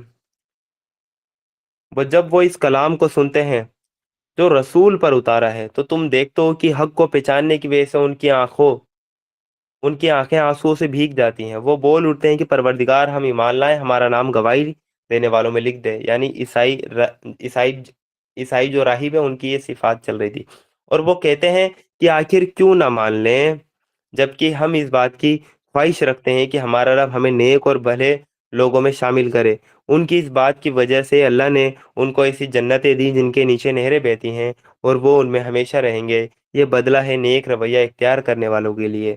رہے وہ لوگ جنہوں نے ہماری آیتوں کو ماننے سے انکار کیا اور انہوں نے جھٹلایا، تو وہ جہنم کے حقدار ہیں۔ آیت نمبر 87 سے ہمیں بتایا جائے گا کہ حرام اور حلال کا سارا اختیار صرف اللہ تعالیٰ کے پاس ہے۔ حلال کو حرام کر لینا یہ سب سے بڑا جرم ہے، اور اس کا اختیار صرف اللہ تعالیٰ کے پاس ہے۔ یہ اختیار آپ کسی انسان کو بھی نہیں دے سکتے۔ اللہ تعالیٰ نے کہا اے لوگو جو ایمان لائے ہو، جو پاک چیزیں اللہ نے تمہارے لیے حلال کی ہیں انہیں حرام نہ کر لو، اور حد سے آگے نہ بڑھو۔ اللہ کو جاتی کرنے والے سخت ناپسند ہیں۔ جو کچھ حلال اور پاک روزی اللہ نے تم کو دی ہے اسے کھاؤ اور پیو، اور اس خدا کی نافرمانی سے بچتے رہو جس پر تم ایمان لائے ہو۔ آیت نمبر 89 میں جیسا کہ میں نے بتایا تھا کہ وہ قسم توڑنے کا کفارہ اللہ تعالیٰ بتائیں گے، جس نے جان بوجھ کر اللہ تعالیٰ کی قسم کھائی اور پھر اس قسم کو توڑا تو اس کا کیا کفارہ ہے، وہ اللہ تعالیٰ اس میں بتائیں گے۔ تم لوگ جو بیکار کی قسمیں کھا لیتے ہو ان پر اللہ کی پکڑ نہیں کرتا۔ بیکار کی قسمیں یعنی جیسے تک کیا کلام بن گیا واللہ واللہ کر کے عرب میں وہ کچھ لوگ بات کرتے ہیں، یعنی یہ انٹینشنلی قسم نہیں ہے۔ تم لوگ جو بیکار کی قسمیں کھا لیتے ہو ان پر اللہ پکڑ نہیں کرتا، مگر جو قسمیں تم جان بوجھ کر کھاتے ہو ان پر وہ ضرور تمہاری پکڑ کرے گا۔ ایسی قسم توڑنے کا کفارہ یہ ہے کہ 10 مسکینوں کو وہ درمیانی درجے کا کھانا کھلاؤ جو تم اپنے بال بچوں کو کھلاتے ہو، یا انہیں کپڑے پہناؤ۔ یا تو انہیں کھانا کھلاؤ 10 مسکینوں کو، یا ان 10 مسکینوں کو تم کپڑے پہناؤ، یا ایک غلام آزاد کرو، اور جو اس کی طاقت نہ رکھتا ہو، یعنی جو اوپر کی 3 کنڈیشن میں سے کسی کی بھی طاقت نہ رکھتا ہو، تو وہ 3 دن کے روزے رکھے۔ یعنی روزے رکھنا وہ لاسٹ اپورچونٹی ہے، یہ سب سے آخر میں کرنا ہے۔ سب سے پہلے آپ کو کھانا کھلانا ہے، وہ کھانے کے لیے نہیں مل رہا 10 مسکین، آپ کپڑے بانٹ دیں، کپڑے نہیں ہو رہے تو آپ غلام آزاد مطلب کر دیں، کہ جب آپ کے اندر اتنی بھی طاقت نہیں ہے تب آپ کو 3 دن کے لگاتار 3 دن کے روزے رکھنے ہیں۔ یہ تمہاری قسموں کا کفارہ ہے، جبکہ تم قسم کھا کر توڑ دو، اپنی قسموں کی حفاظت کیا کرو، اس طرح اللہ اپنے احکام تمہارے لیے واضح کرتا ہے، شاید کہ تم شکر ادا کرو۔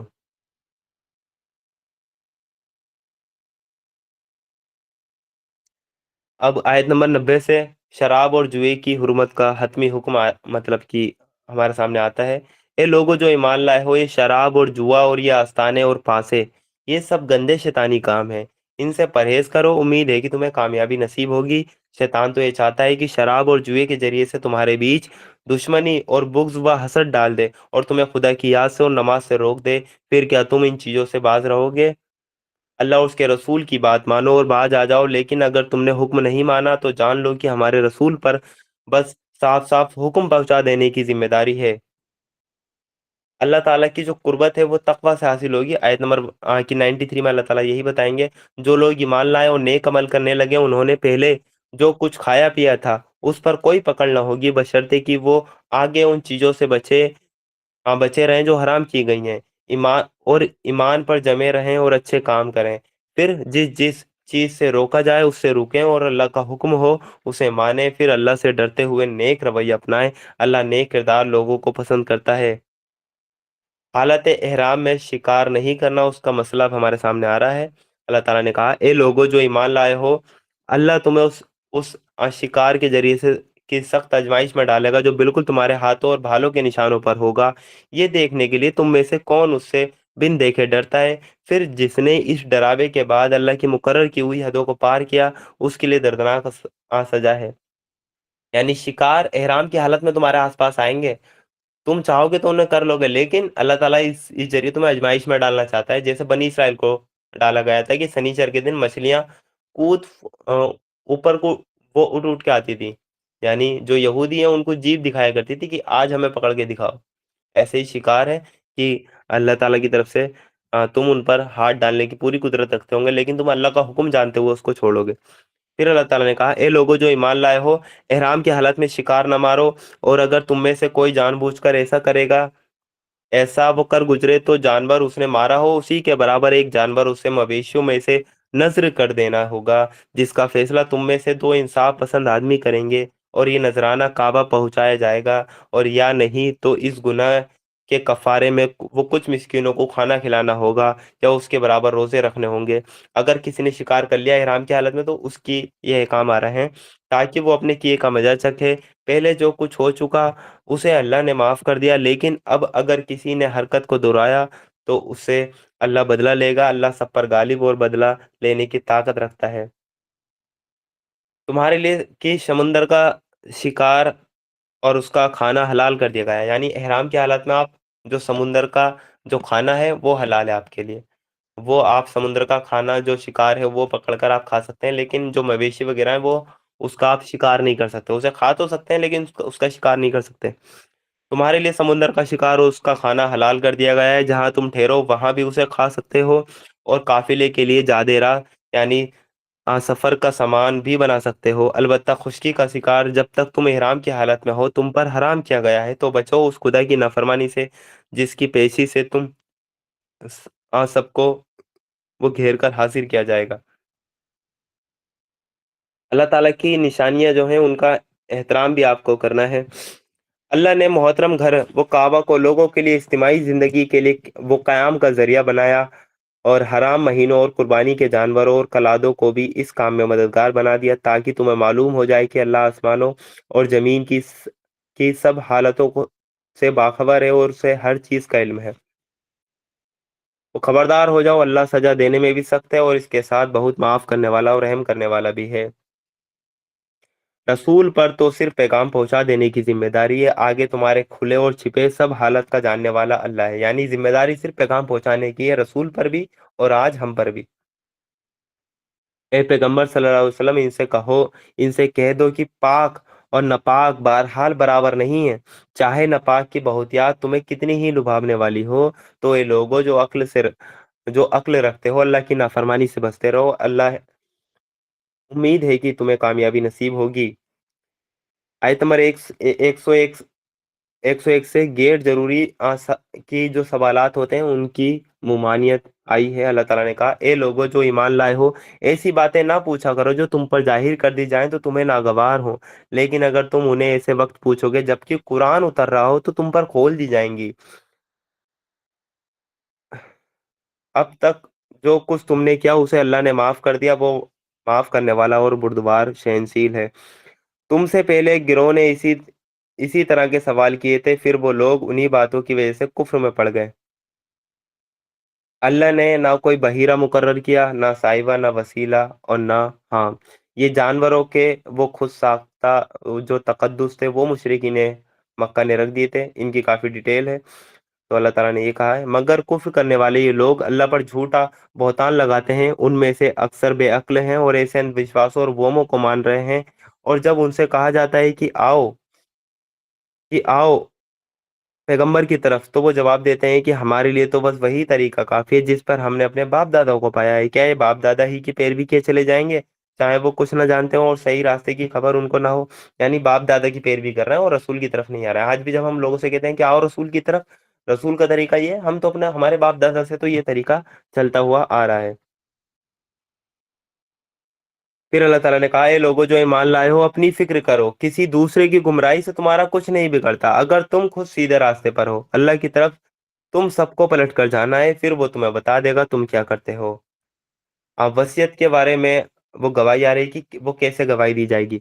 اے لوگوں جو ایمان لائے ہو، جب تم میں سے کسی کی موت کا وقت آ جائے اور وہ وصیت کر رہا ہو تو اس کے لیے گواہی کا طریقہ یہ ہے تمہاری جماعت میں سے دو انصاف پسند آدمی گواہ بنائے جائیں، یا اگر تم سفر کی حالت میں ہو اور وہاں موت کی مصیبت پیش آ جائے تو غیر مسلم ہی میں سے دو گواہ لے لیے جائیں۔ پھر اگر کوئی شک پڑ جائے تو نماز کے بعد دونوں گواہوں کو مسجد میں روک لیا جائے، وہ خدا کی قسم کھا کر کہیں ہم کسی ہم کسی وہ ذاتی فائدے کے بدلے گواہی بیچنے والے نہیں ہیں، اور چاہے کوئی ہمارا رشتہ دار ہی کیوں نہ ہو ہم اس کی رعایت کرنے والے نہیں ہیں، نہ خدا واسطے کی گواہی کو ہم چھپانے والے ہیں، اگر ہم نے ایسا کیا تو گنہگاروں میں گنے جائیں گے۔ لیکن اگر پتہ چل جائے کہ ان دونوں نے اپنے آپ کو گناہ میں ڈال لیا ہے تو پھر ان کی جگہ دو اور آدمی اور ان کے مقابلے میں گواہی دینے کے لیے زیادہ قابل ہوں ان لوگوں میں سے کھڑے ہوں جن کا حق مارا گیا ہو، اور وہ خدا کی قسم کھا کر کہیں ہماری گواہی ان کی گواہی سے زیادہ صحیح ہے، ہم نے اپنی گواہی میں کوئی جاتی نہیں کی ہے، اگر ہم ایسا کریں تو ظالم میں سے ہوں گے۔ اس طریقے سے زیادہ امید کی جا سکتی ہے کہ لوگ ٹھیک ٹھیک گواہی دیں گے، یا کم سے کم اس بات کا ہی خوف کریں گے کہ ان کی قسموں کے بعد دوسری قسموں سے کہیں ان کا رد نہ ہو جائے۔ یعنی پہلے ایک نے قسم کھا لی اور پھر دوسرا بھی اگر قسم کھا لے گا تو پہلے والی کی قسم کا تو رد ہو گیا، اس کا مطلب کیا ہوا، ان دونوں میں سے ایک تو جھوٹا ہے، یعنی وہ سماج کے سامنے بے نقاب ہو جائیں گے کہ ان میں سے ایک تو جھوٹا ہے۔ ایسے ہی ہماری طرف ایک مقدمہ تھا، معاملہ تھا پیسوں کا، اور وہ مسجد میں وہ قسم کھانے کے لیے آ گئے۔ ایک بندے نے وہ قسم کھائی میں نے 1 لاکھ روپے سے دے دیے، بدلے میں دوسرے نے بھی قسم کھا لی اس نے 1 لاکھ روپے مجھے نہیں دیے، دونوں نے اللہ کی قسم کھا لی۔ اب دونوں کا معاملہ کیا ہوا، یعنی دونوں بے نقاب ہو گئے۔ ظاہر بات ہے عوام کے سامنے تو کھل گیا کہ ان میں سے ایک تو ضروری جھوٹا ہے، دونوں تو سچے نہیں ہو سکتے۔ تو یہ کہ معاملہ پھر آخرت میں ان کا حساب کتاب پوری طرح ہوگا۔ تو یہی بات اللہ تعالیٰ نے وہ یہاں پر کہی ہے۔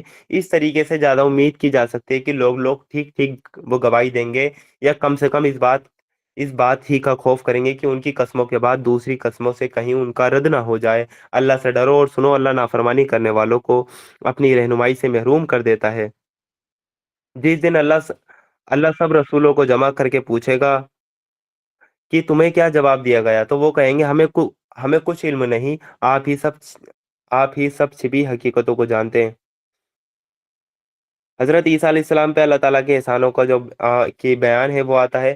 پھر تصور کرو اس موقع کا جب اللہ کہے گا کہ یہ مریم کے بیٹے عیسیٰ، یاد کر میری اس نعمت کو جو میں نے تجھے اور تیری ماں کو دی تھی، میں نے پاک روح سے تیری مدد کی، تو پالنے میں بھی لوگوں سے بات کرتا تھا، اور بڑی عمر کو پہنچ کر بھی میں نے تجھ کو کتاب اور حکمت اور تورات اور انجیل کی تعلیم دی۔ تو میرے حکم سے مٹی کا پتلا پرندے کی شکل کا بناتا اور اس میں پھونکتا تھا اور وہ میرے حکم سے پرندہ بن جاتا تھا۔ تو پیدائشی اندھے اور کوڑی کو میرے حکم سے اچھا کرتا تھا۔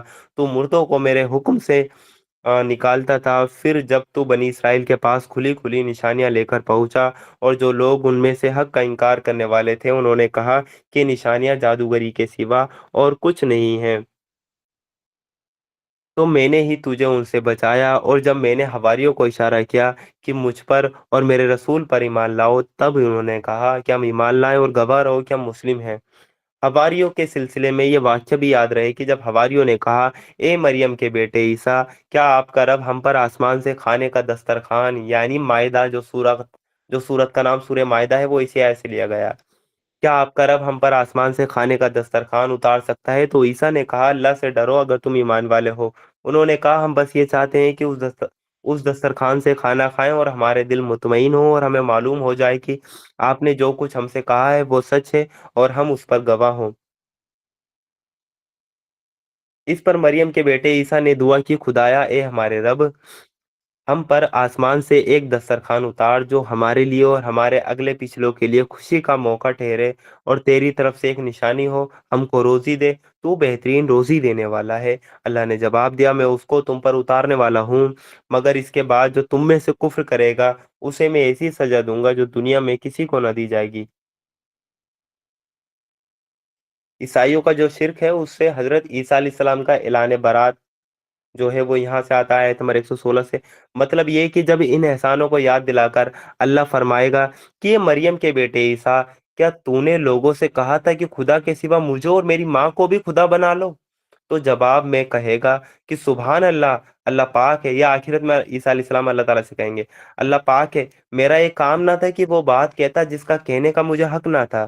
اگر میں نے ایسی بات کہی ہوتی تو آپ کو ضرور معلوم ہوتا۔ آپ جانتے ہیں جو کچھ میرے دل میں ہے اور میں نہیں جانتا جو کچھ آپ کے دل میں ہے۔ آپ تو ساری چھپی حقیقتوں کو جاننے والے ہیں۔ میں نے ان سے اس کے سوا کچھ نہیں کہا جس کا آپ نے حکم دیا تھا، یہ کہ اللہ کی بندگی کرو جو میرا رب بھی ہے اور تمہارا رب بھی۔ میں اسی وقت تک ان پر وہ نگراں تھا جب تک کہ میں ان کے بیچ تھا۔ جب آپ نے مجھے واپس بلا لیا تو آپ ان پر نگراں تھے۔ آپ تو ساری ہی چیزوں پر نگراں ہیں۔ اب اگر آپ انہیں سزا دیں تو وہ آپ کے بندے ہیں، اگر آپ معاف کر دیں تو آپ غالب اور حکمت والے ہیں۔ انسان کو سچائی کا جو صلہ ہے وہ آخرت کے دن ہی ملے گا۔ وہی اللہ تعالیٰ آیت نمبر 119 اور 120 میں اس سورہ کے اختتام پہ ہمیں بتاتے ہیں۔ تب اللہ کہے گا، یہ وہ دن ہے جس میں سچوں کو ان کی سچائی فائدہ دیتی ہے، ان کے لیے ایسے باغ ہیں جن کے نیچے نہریں بہہ رہی ہیں، یہاں وہ ہمیشہ رہیں گے۔ اللہ ان سے راضی ہوا اور وہ اللہ سے، یہی بڑی کامیابی ہے۔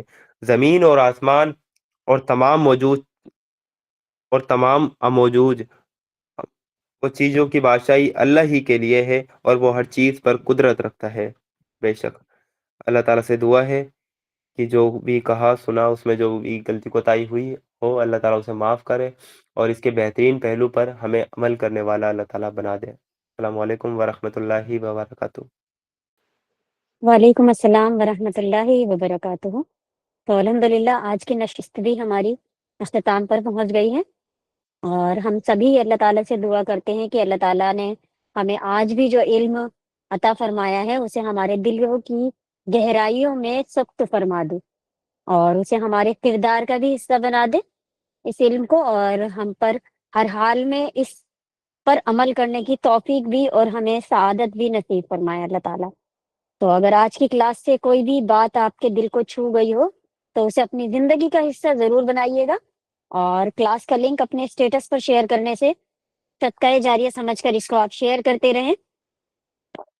آپ سبھی سے چاہتے ہیں اجازت۔ سبحانک اللہم و بحمدک، نشہد ان لا الہ الا انت، نستغفرک و اتوب الیک۔ جزاکم اللہ خیرا کثیرا۔ انشاءاللہ اگلی نشست میں دوبارہ ملاقات ہوگی۔ اپنا خیال رکھیں، اللہ تعالیٰ کے کاموں کا خیال رکھنا نہ بھولیں۔ السلام علیکم ورحمۃ اللہ وبرکاتہ۔